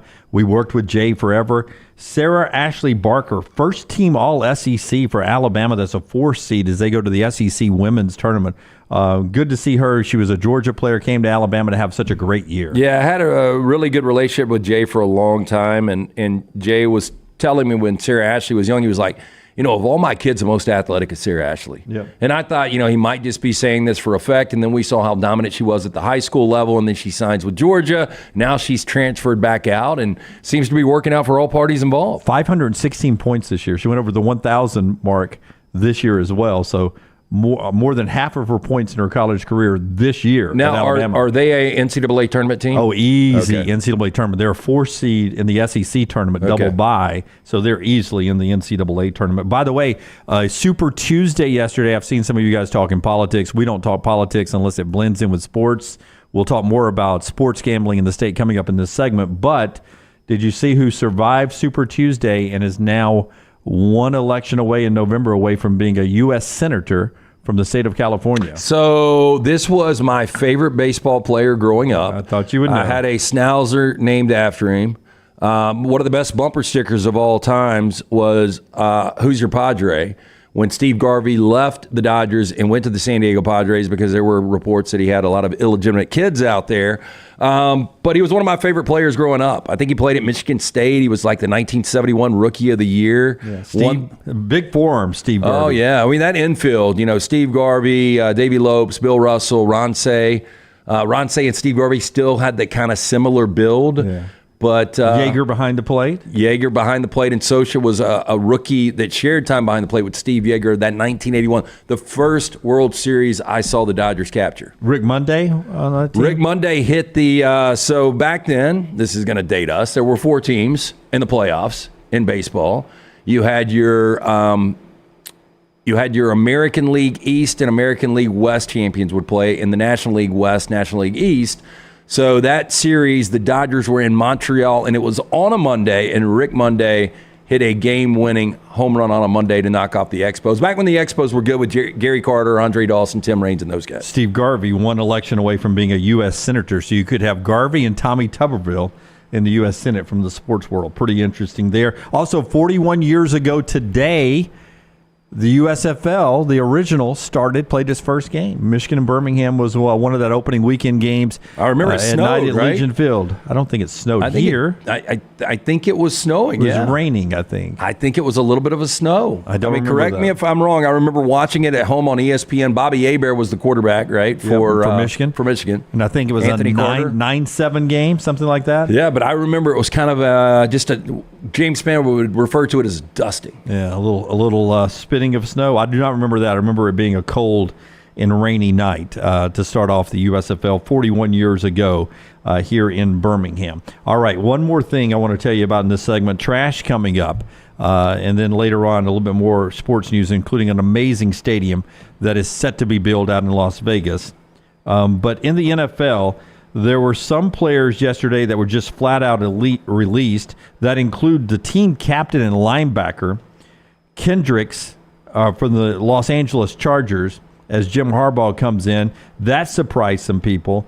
Jamal Adams being released by Seattle, 3-time Pro Bowler, getting cut yesterday. Well, Jamal Adams, one of those guys, I mean, when he was drafted out of LSU with the New York Jets, he was viewed as one of the best safeties. He goes over, didn't disappoint, 9.5 sacks his first year in Seattle, but the last 3 years, 0 sacks, and he's been banged up a lot. T. Higgins and Michael Pittman Jr., a couple of folks who got tagged yesterday. So important for the Bengals there. It doesn't mean they can't work out a long-term deal. But our friends at Bleacher Report, They have where they think all these high-profile free agent running backs are going to land, and I want to read where they project them to go, and you tell me how they fit in there. Josh Jacobs, former Alabama star from the Raiders, they think he will land with the Chicago Bears. I mentioned this yesterday. Your leading rusher last year for the Bears was Justin Fields. Khalil Herbert was that number 2 guy, and I think it was like around 400 or 500 rushing yards. So if you can capture 85% of the Josh Jacobs that led the NFL in rushing in 2022, this is a big get for the Chicago Bears. Tony Pollard landing with the Eagles, they project. The Eagles seem to have a running back that's kind of like Pollard, kind of a do-it-all kind of guy, 3-down back. I don't know. Pollard doesn't necessarily overly excite me. Leaving open the place in Dallas where they think Charger running back Austin Eckler could end up. Yeah, Eckler's been a touchdown machine. Kind of drifted off this year a little bit, but I still think Eckler's got a lot of football left in him, and that would be a good destination. Give me one franchise you think Derrick Henry looks like he would play Baltimore for. Ravens. The Baltimore Ravens is who they project. And then they think Saquon Barkley ends up with the Houston Texans. That'd be a good piece to what they already have there. Well, and Saquon is going into that 6th year, but Saquon has a lot of tread left on the tire because you think about how many games he missed with injuries. So, although there is the bad with can you really trust this guy to stay healthy for a full 17, there is the good of a 6-year back. He still legitimately hasn't had the carries that most guys have when they get in their upper 20s. It looks like the Giants could move on from Daniel Jones, and we could have as many as 6 quarterbacks in the first round. Would you move on from Daniel Jones if you were the Giants? Well, I have heard the Giants and Brian Dable are really eyeballing Drake May.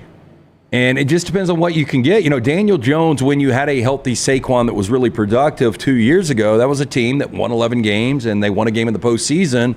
I don't think Daniel Jones is going to be a guy that's going to win you a championship. So it depends on what you can get. If you can get a Drake May, I know you're not a big fan. I'm not. I think Drake May coming out of North Carolina much better than Daniel Jones coming out of Duke. By the way, Pittsburgh says they have no interest in Russell Wilson. I don't blame them. Again, I would give Kenny Pickett every opportunity at least to see how, he comes together with new offensive coordinator Arthur Smith. And before we talk about the lottery and all of that going on in the state, and we've got a guest coming up as soon as he pops up on the Zoom here, I would tell you that if you wonder why NFL players leave franchises that they were drafted by, look at Micah Parsons, who's with the Cowboys. They picked up a 5th-year option yesterday, but they classified him as a defensive end instead of a linebacker. You know why they chose to pick him up 5th-year option as defensive end and not a linebacker? Well, I would think defensive ends get paid more. They decided to pick him up to save $3 million instead of $21 million. That was the difference for the position they pick up. He will make this year $2.9 million with a $2.4 million signing bonus. The big contract for the 5th-year option is not until another year when he'll make $21.4 million, and then he's a free agent unless they double tag him. That's how you can get sideways with your organization and say, to heck with you, I'm going free agent. Yeah, look, I remember when Jimmy Graham did this, and on his Twitter handle, it listed him as he personally in his bio had himself as a tight end. And so he wanted wide receiver money, and they were like, dude, you're a tight end. You're a self-proclaimed tight end. But I would think an edge rusher would get more in the NFL right now than a linebacker would. Yeah, I think I got that right, but I may be backwards. Let's talk about what's going on down in Montgomery right now, LT. Tell us who's up with us and what we're talking about. Yeah, we had the opportunity to sit down with President of the Sports Betting Alliance, Jeremy Kudon, just a couple of weeks ago. sportsbettingalliance.org for more information. Call your local state senate legislator, 334-261-0800. Jeremy, welcome back aboard here the next round. Why the obstacle, first obvious question, of the Senate committee removing sports betting from the gaming bill 151 yesterday? Well, I think, and by the way, I would love to go back to the Daniel Jones and whether they would do better or not, but with whether they should move on. But with the Senate and with the gambling package, I think that the decision was that made at that point is that they have enough votes in the Senate to get a lottery bill out, just something that does the lottery. That is not as controversial. That has not gotten as much opposition as sports betting has received and as the casinos have received. So it's been stripped down to basically just the lottery. And I think historical horse racing at some of the tracks, those are like the slot machines that have old races that they patch together. It's not too late, though, to resuscitate our chances and put us back in. Just recall, we already got our bill out of the House, and we were part of that package. The Senate can pass a different bill, and then they will go to a conference committee, which will then come together with a final recommendation that the two chambers will each have to vote on. We are on the precipice of being able to put ourselves back in. We're probably 2 or 3 votes short at the moment. We need 21 votes in the Senate for them to agree to have sports betting on or to pass any kind of package. So we feel like we're getting there. We're about 1920. We have plenty of maybes or people who are close there, but this is where your listeners are going to be absolutely essential. Not just your listeners also talking to their family, their friends throughout the state, because many of the legislators in Birmingham are for this. We're talking about Huntsville, Montgomery, other parts of the state, more rural parts of the state where I think there's a lot of opposition. And they just need to hear from constituents, from people who actually go to the polls and vote for them, that this is an issue that's incredibly important. We'll put the number up on the screen again as we do this interview. But I'll ask you, everyone saw the news yesterday, and then it seemed like it was portrayed as a negative thing. I'm getting like it's positive news that this, if you sort of get a crack, you move this down the yard a little bit, down the field a little bit with the lottery, that could be the positive momentum you need. And I'm not misreading this, right?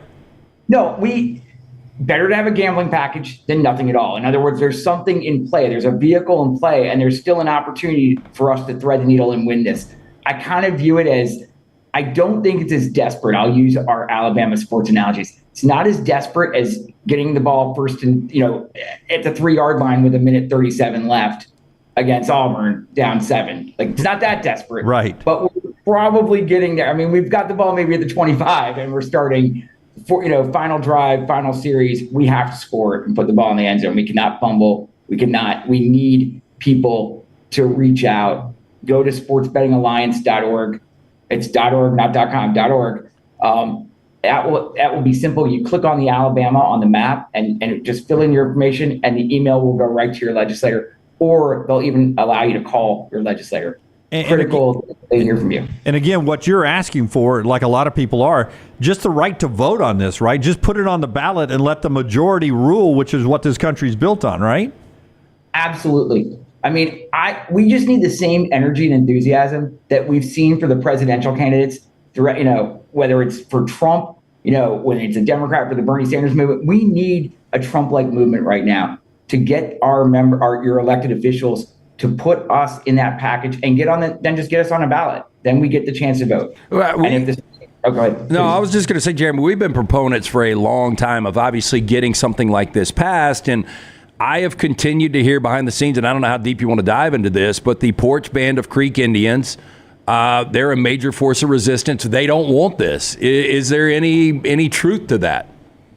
I don't know. I do not think the Porch Creek are the real problem here. I think the problem is some more conservative groups, some policy groups, and some of the churches, have been very vocally opposed to sports betting. And my view is putting this on the ballot and turning we all know that there's an illegal market right now. We all know that that's out there, and that most of the people, many people on this either know a bookie or are on Bovada.org or .ag or something like that.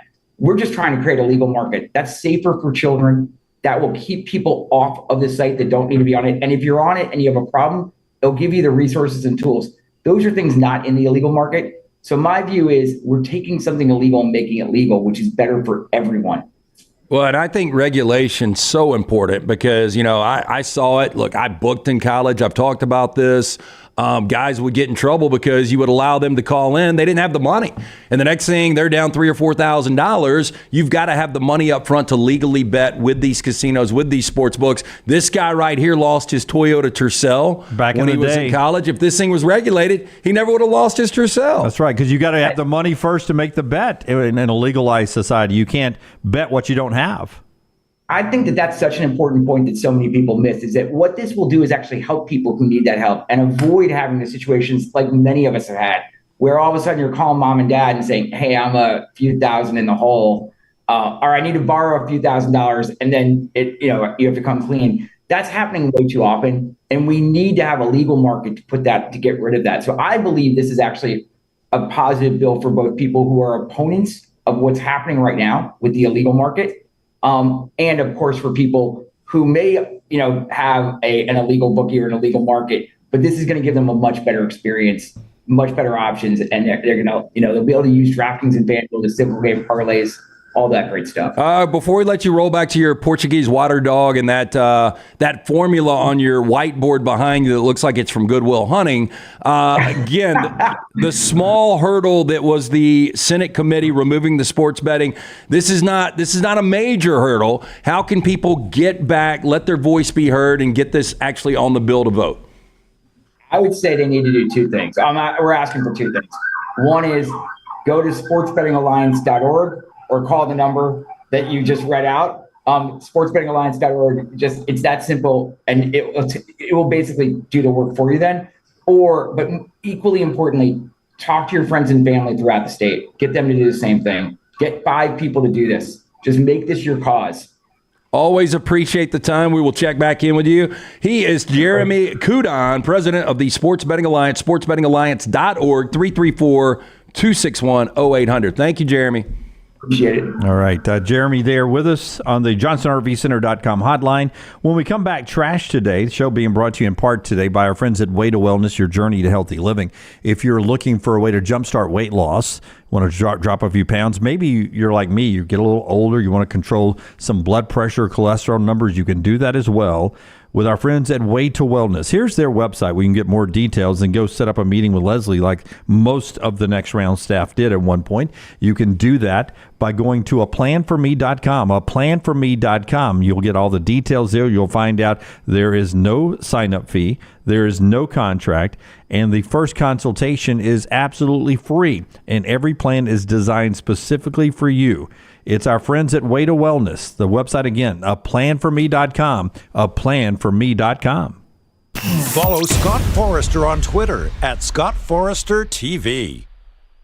This hour of The Next Round is presented by the Birmingham Racecourse Casino, now featuring 7 days of giveaways with your chance to win a share of up to $125,000. The more you visit the Birmingham Racecourse Casino, the more chances you have to win. Fire damage to your home or business is something you never want to consider. Ryan Brown here from The Next Round. But in the horrible event it happens, Dry Tech is here to help. They respond quickly and will reply to you within 20 minutes when you call 205-637-0143. They're working for you, the customer, not the insurance company. They've got 5 crews ready to go 24/7. Don't call the insurance company first. Call Dry Tech. Just remember this website, mydrytech.com.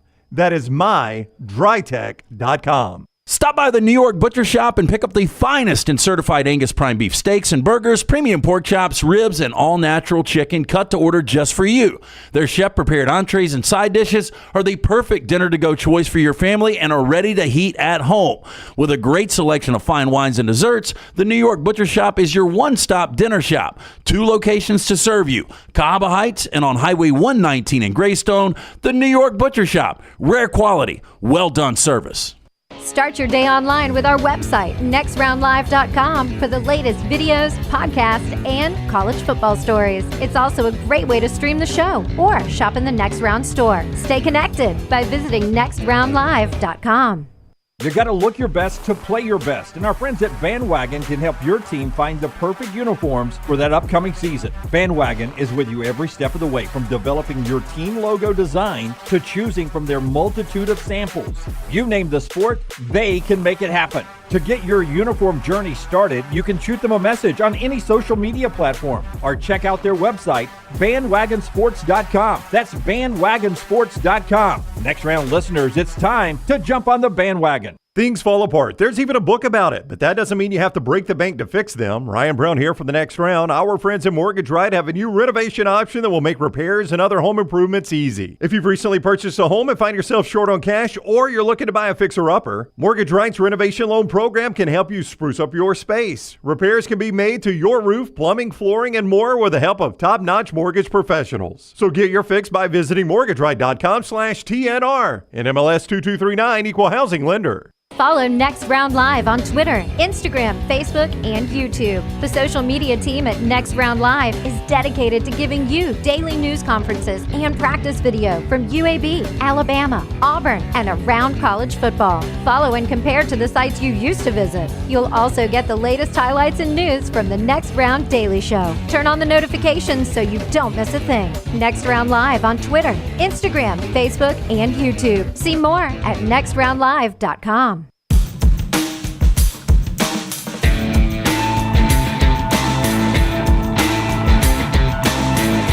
All right, Champions Chicken bringing you this hour of the show. Trash is queued up, ready to go. We've talked a couple of times already today about Florida drilling Alabama 105-87. Day off today, and then Nate's going to try to rest up the team. Rylan Griffin's injury didn't look too severe. I guess you never know. We'll get more details today. I am still shocked. I understand why Nate Oates was that upset. That was a foul. They ran through him and completely leveled him. And at that point in the game, not that it's super important, it's not going to change the outcome, but I was really surprised that you don't immediately whistle that. Auburn beat Missouri with ease. Missouri 0-17. Auburn finishes up their home slate with Georgia this weekend. Alabama finishes up their regular season and home slate with Arkansas this weekend. I'll be in Tuscaloosa. Taylor Corn will be down in Auburn as we cover that. And then next week in the SEC tournament up in Nashville. Tonight's big game is Tennessee and South Carolina, number 4 versus number 17, with the SEC championship on the line, 6 o'clock on ESPN2. Congratulations to North Alabama. We played their buzzer beater earlier. They got the big win. We've had Chris Marler and Brock Huard on the show. You can get those wherever you get us podcasted. But right now, it is time to get away from the sports headlines and do a little thing called Trash on the Table. Okay, so where's your house? It's next to my neighbor's house. Hey, where's your neighbor's house? Ooh, you wouldn't believe me if I told you. Try me. Next to my house. Step out the car, please. I'm going to jail? Yep. LT's Trash is presented by Mortgage Right.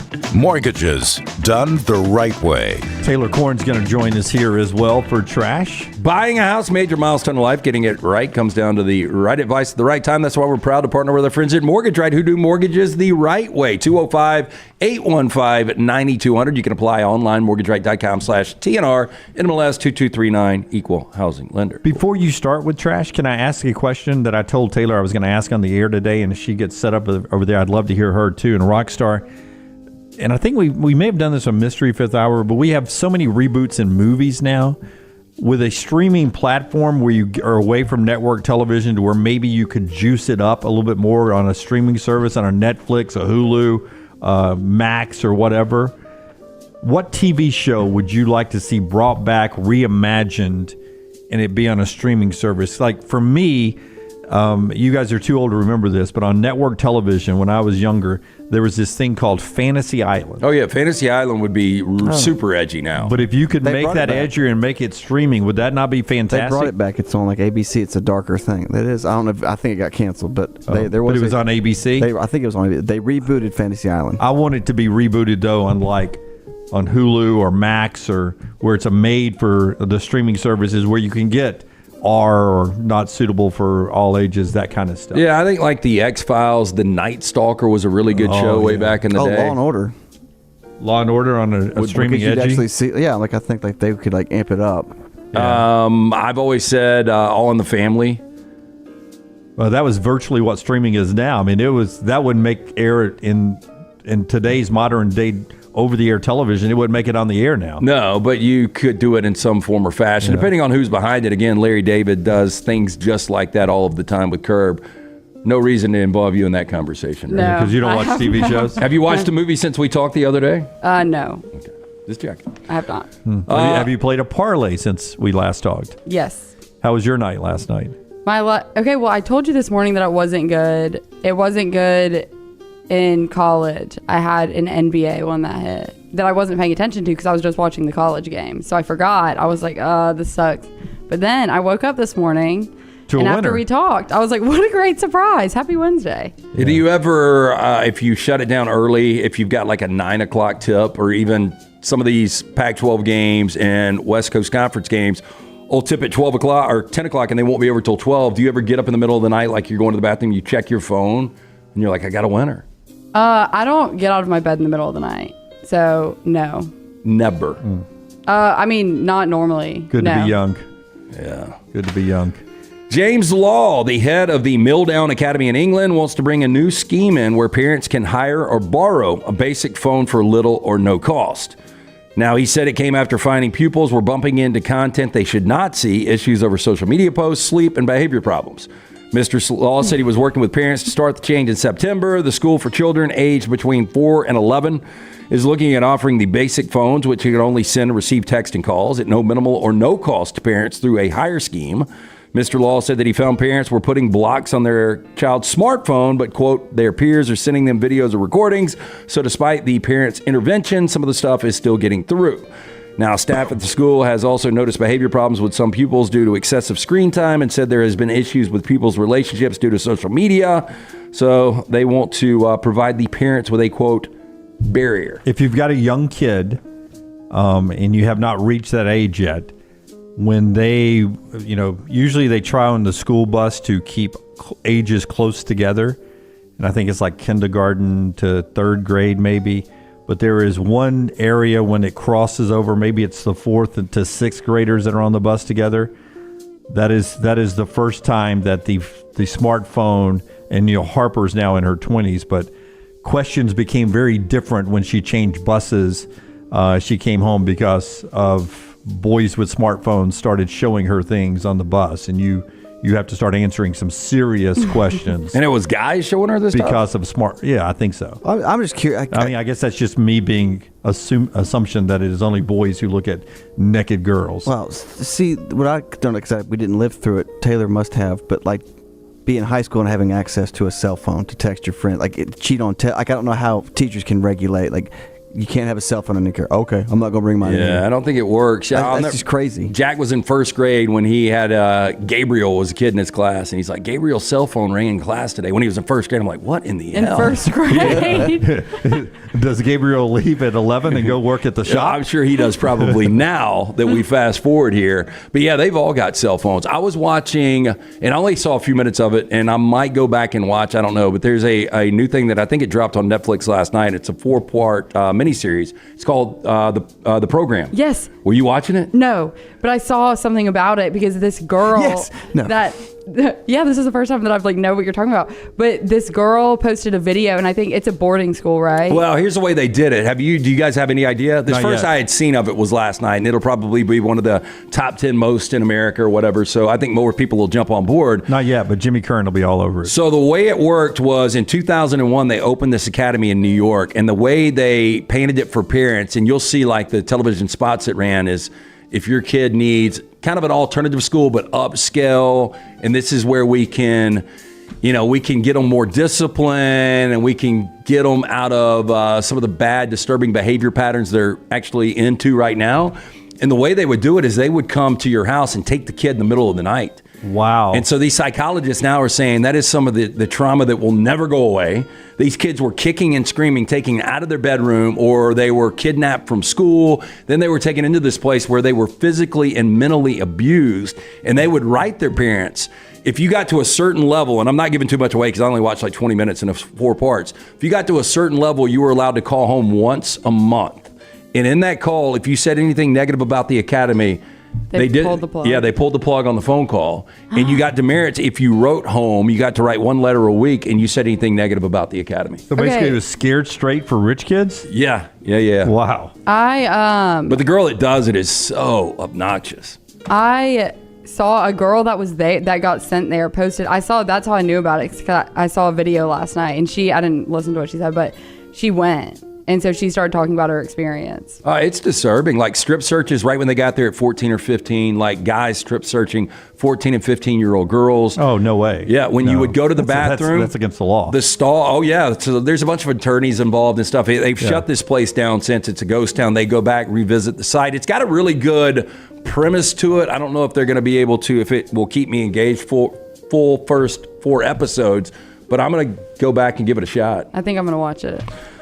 So we've got a Colorado Police Department released yuck-worthy footage of officers confronting a suspect while he was on the toilet after authorities received reports of a burglary in progress early Thursday morning. We've got a number 2 at 17th and Main. Dude, that would be terrifying, wouldn't it?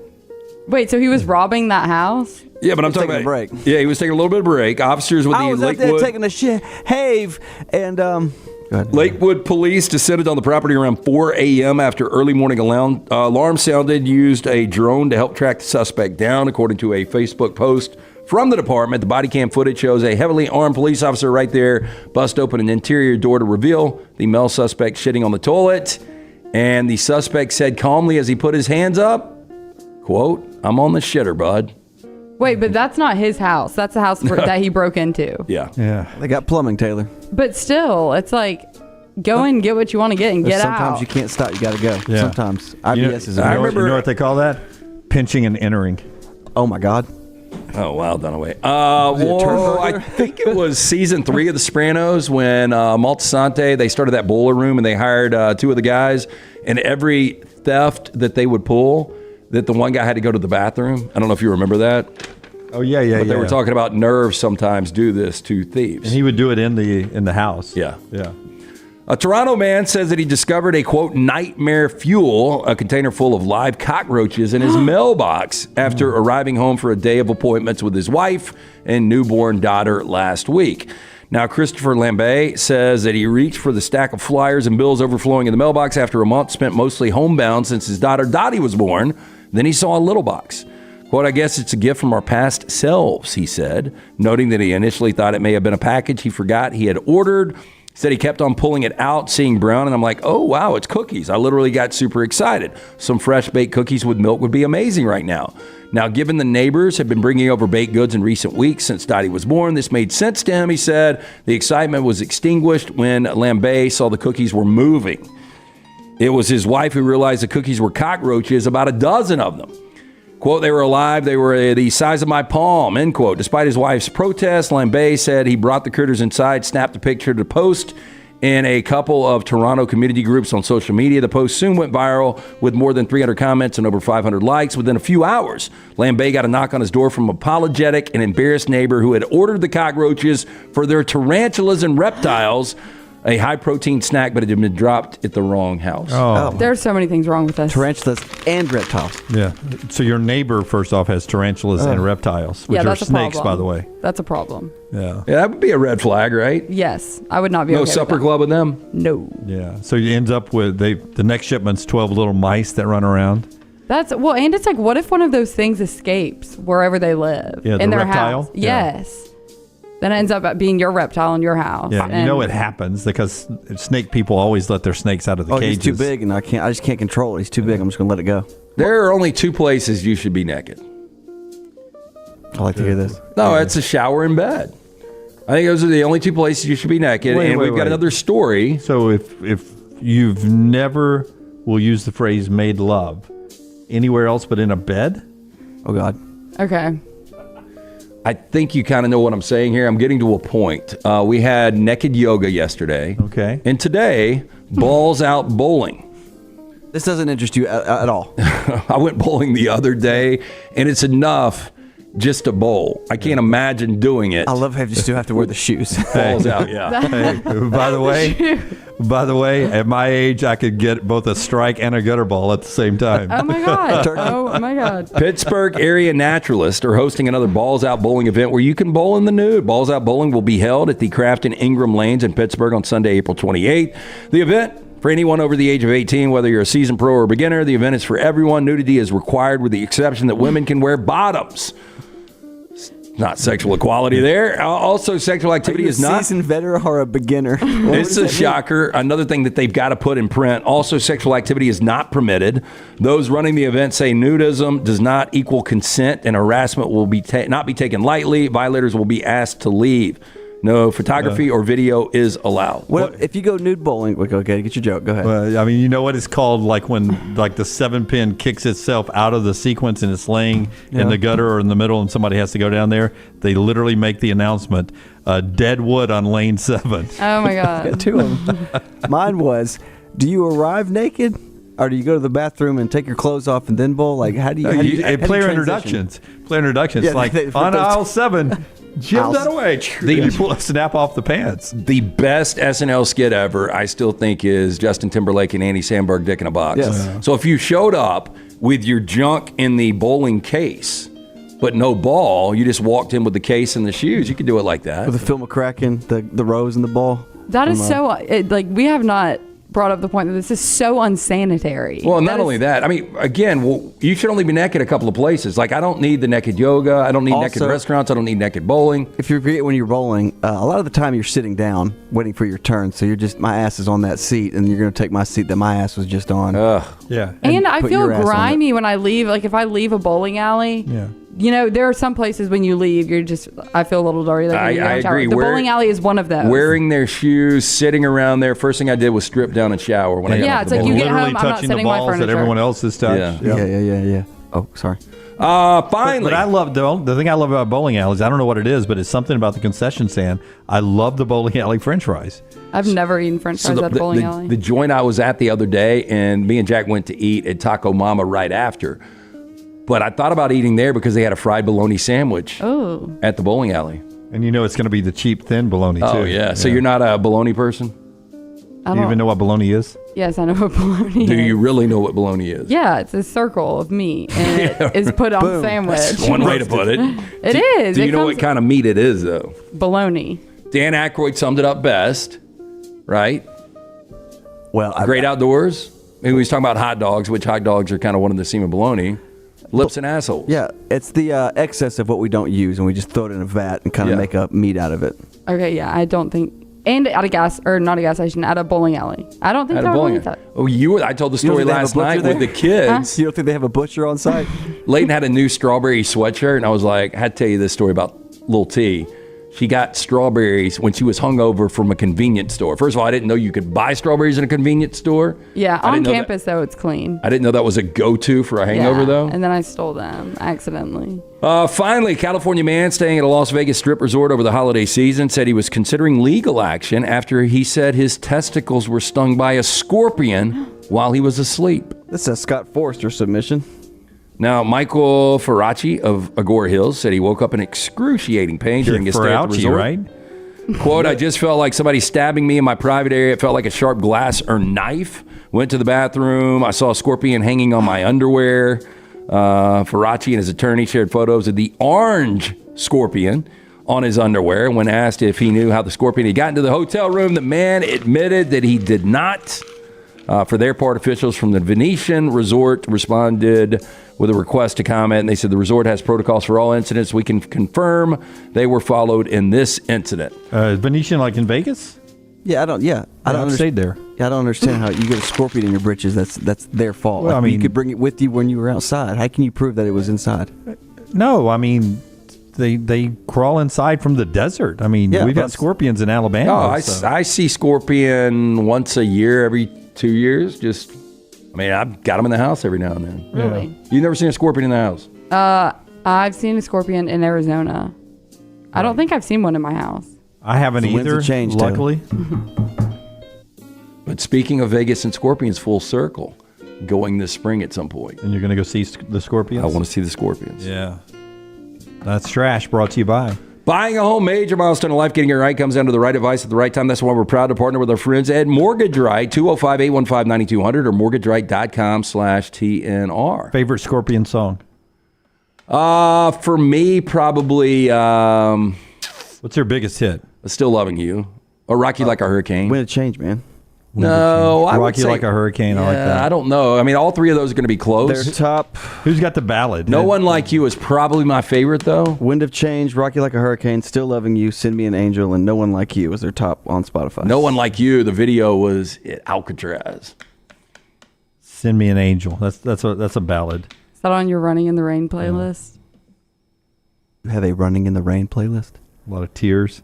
All right, when we come back, some final thoughts before we get out of here today. We appreciate everybody who's been with us, including Little T, who just slid in with us for Trash. We appreciate her so much.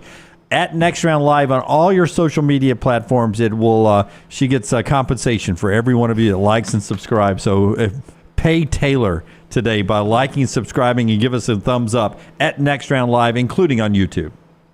Take the Next Round anywhere you go with official Next Round gear. Buy yours today at nextround.store. Man, I love a good meal. I'm Jim Dunaway. A good meal is what you get with my friend Sterling at Champy's Chicken on Highway 119 in Alabaster. We're talking great southern fried chicken, wonderful sides, hand-cut chicken fingers, po' boys, and those Mississippi Delta recipe tamales. You got a perfect menu for everybody. Champy's Chicken is perfect for watching the big game, or taking a meal to the lake house, down to the coast, or stay in the restaurant and dine in a great atmosphere. It's all made fresh to order right there on 119 in Alabaster, Champy's Chicken. Sports fans, Alabama State Senate will soon decide if you get the right to vote on a lottery, casinos, and sports betting. But they need to hear from you. Did you know Alabama is one of only 12 states where you can't legally bet on sports? House Bill 151 allows you to choose whether you can place a bet on the big game this weekend. Call your state senator today. Tell them to vote yes on the lottery and gaming bill. For more information, go to sportsbettingalliance.org. It's paid for by the Sports Betting Alliance. Again, sportsbettingalliance.org. Storm season is here. Make sure you have a plan of action in place right now. Greg from Pell City and Storm Restoration Roofing should be your first call when storms hit. Insurance companies love working with Storm Restoration Roofing because of Greg Nelson's name and reputation in the industry. When storms hit, call Greg Nelson. He's local, 205-542-3531. He's the home of the free no-cost roof inspection. Greg from Pell City on Facebook, 205-542-3531. It's Storm Restoration Roofing. Spring weather is here, and our friends at Hemp Hill Services are offering a $69 HVAC tune-up plus 10% off any service call when you mention the Next Round. Call Adam, Chad, and the guys at Hemp Hill Services. Make sure your HVAC unit is ready to keep up with the changing weather. Hemp Hill Services, locally owned and operated independent train dealer. The team can service all makes and models. For all of your plumbing, heating, and cooling needs, call Hemp Hill Services. It's hard to stop a train. 205-229-2090 or hemphillservices.com. That's 205-229-2090, hemphillservices.com. Hey, let me tell you about our friends at Urology Centers of Alabama. Compassionate and comprehensive urological care with 35 physicians, 17 locations across Alabama. Their patient-centered approach to all of your urological needs. Remember, they've got that new men's health center. It is beautiful, helping men with a wide range of sensitive male issues in a comfortable environment. You can always go online, visit urologycentersalabama.com, schedule an appointment with one of their many urologists today. There are so many things I love about walk-ons. Authentic, mouth-watering Louisiana cuisine, prepared fresh, daily from scratch. A great beer selection and TVs everywhere to watch the big game every day of the week. And of course, they've got two great locations on Highway 280 and 119 and at Hoover near the Hoover Met. Walk-ons is also a great place for happy hour, 2 to 6 Monday through Friday with $5 moonshine swirls, $5 house pours, and half-price appetizers. And it's an easy take-home experience for the family as well. Highway 280 and Hoover with walk-ons.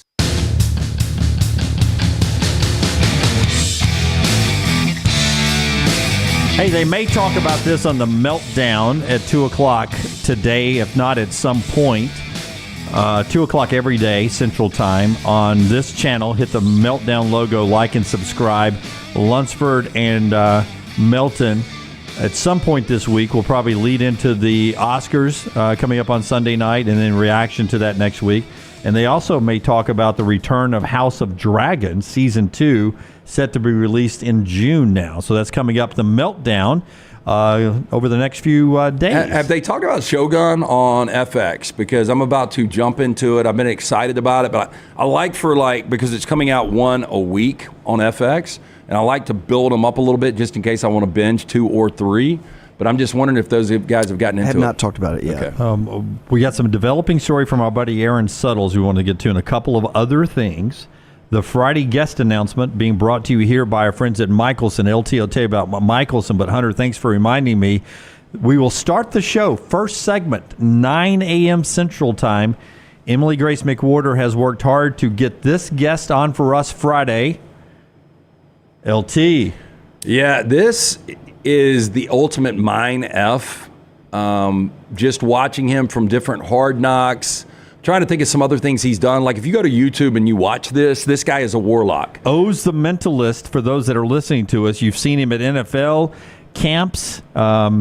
He will be on our show via Zoom to start the show Friday at 9 a.m. Central Time. Do we have any idea what he's doing, who he's doing it to? Is he doing it to me? Is he doing it to you? Is he doing it to both of us, somebody else? Well, I think Emily Grace McWhorter may have the details, but we'll experience it all together at 9 a.m. Central Time on Friday. I have never seen anything that's not amazing from this guy, and every time you see it, you're like, there's just no way. He's a great guest. He's been on everything from Rachel Ray to the Today Show. I mean, all these NFL locker rooms, how he does that thing with how's his name, Joe Burrow, and he's amazing. I can't wait to see it because it's going to be interesting how he does it through Zoom too. But they've shown highlights of him doing guest segmental stuff on Zoom. So the more amazing thing I ever saw, he was on America's Got Talent, is how he got discovered, and he went back for one more go around. They had like the best, like he didn't win it, but they had the best of or something, and he went back on there. And he had a dollar bill, and like basically the dollar bill was folded up from a studio member, and they put it in an envelope, and he actually was able to put the entire serial number out. Like none of it makes sense. Every time I've seen him, it's amazing. Cannot wait to see what he does with us at 9 a.m. Central on Friday. Again, we'll start the show with that, so be in early.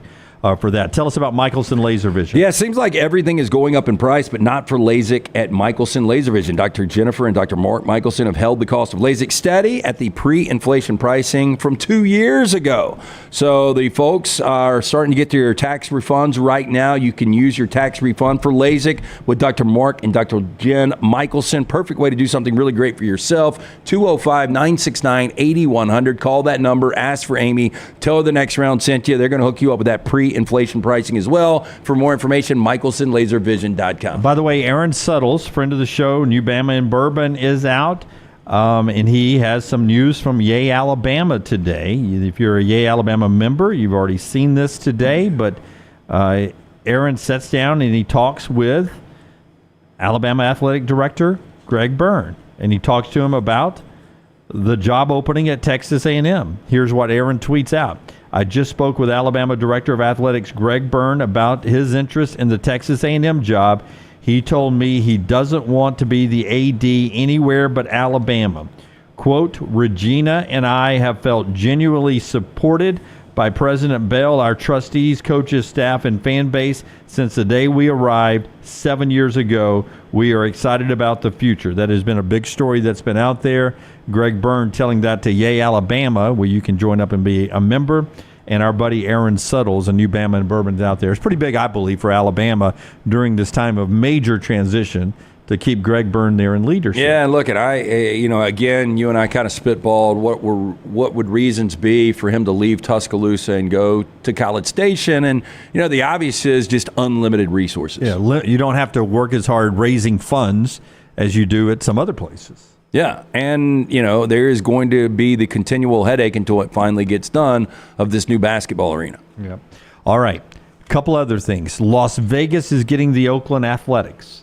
There's been back and forth. Will they build a stadium? We have the way the new stadium is going to look now, an amazing stadium set to be built right there where the Tropicana is in Las Vegas, where you can see the skyline.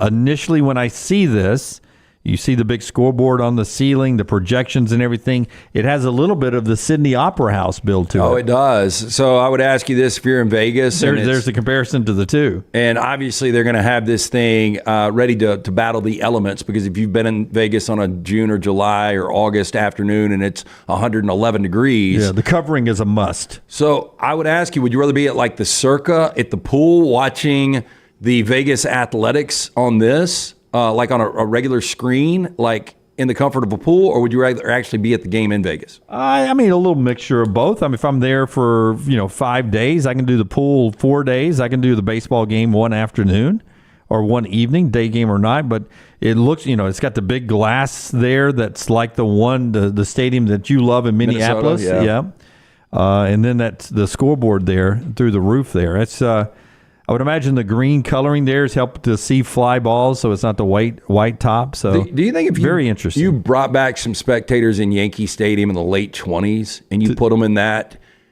I mean, would it be like being in a science fiction movie? They would see that and think to themselves, where's that baseball happening? The Jetsons TV show, the cartoon? But you know what's crazy is like me and my boy Elroy, you going to go to the game? You know, we grew up watching like the old footage on Home Run Derby when like Ernie Banks is taking on like Joe DiMaggio. And I don't know. And now to see these stadiums, nothing like surprises me from SoFi to what you're seeing in Vegas now. Conspiracy theories out there. Not one British tabloid has posted the picture that TMZ first posted. It's now been posted by and put on television by ABC and Fox and others in the United States. This photo, the first scene of Kate Middleton, the Duchess over in England, many people are believing now that that was a person who is not Kate Middleton, that they had a body double so that she would be seen in public. So much so there was a tweet that said, we've got clearer, better pictures from Pluto than we have of that picture of Kate Middleton. She is a very familiar face. I don't know if you guys would give me that. Like, I think if you went to Alabama and Auburn's campus, you probably could find a Kate Middleton lookalike. I could say that's Katie Holmes. Yeah, that could be Katie Holmes. Yeah, like big sunglasses, dark hair, nice girl next door look. Yep.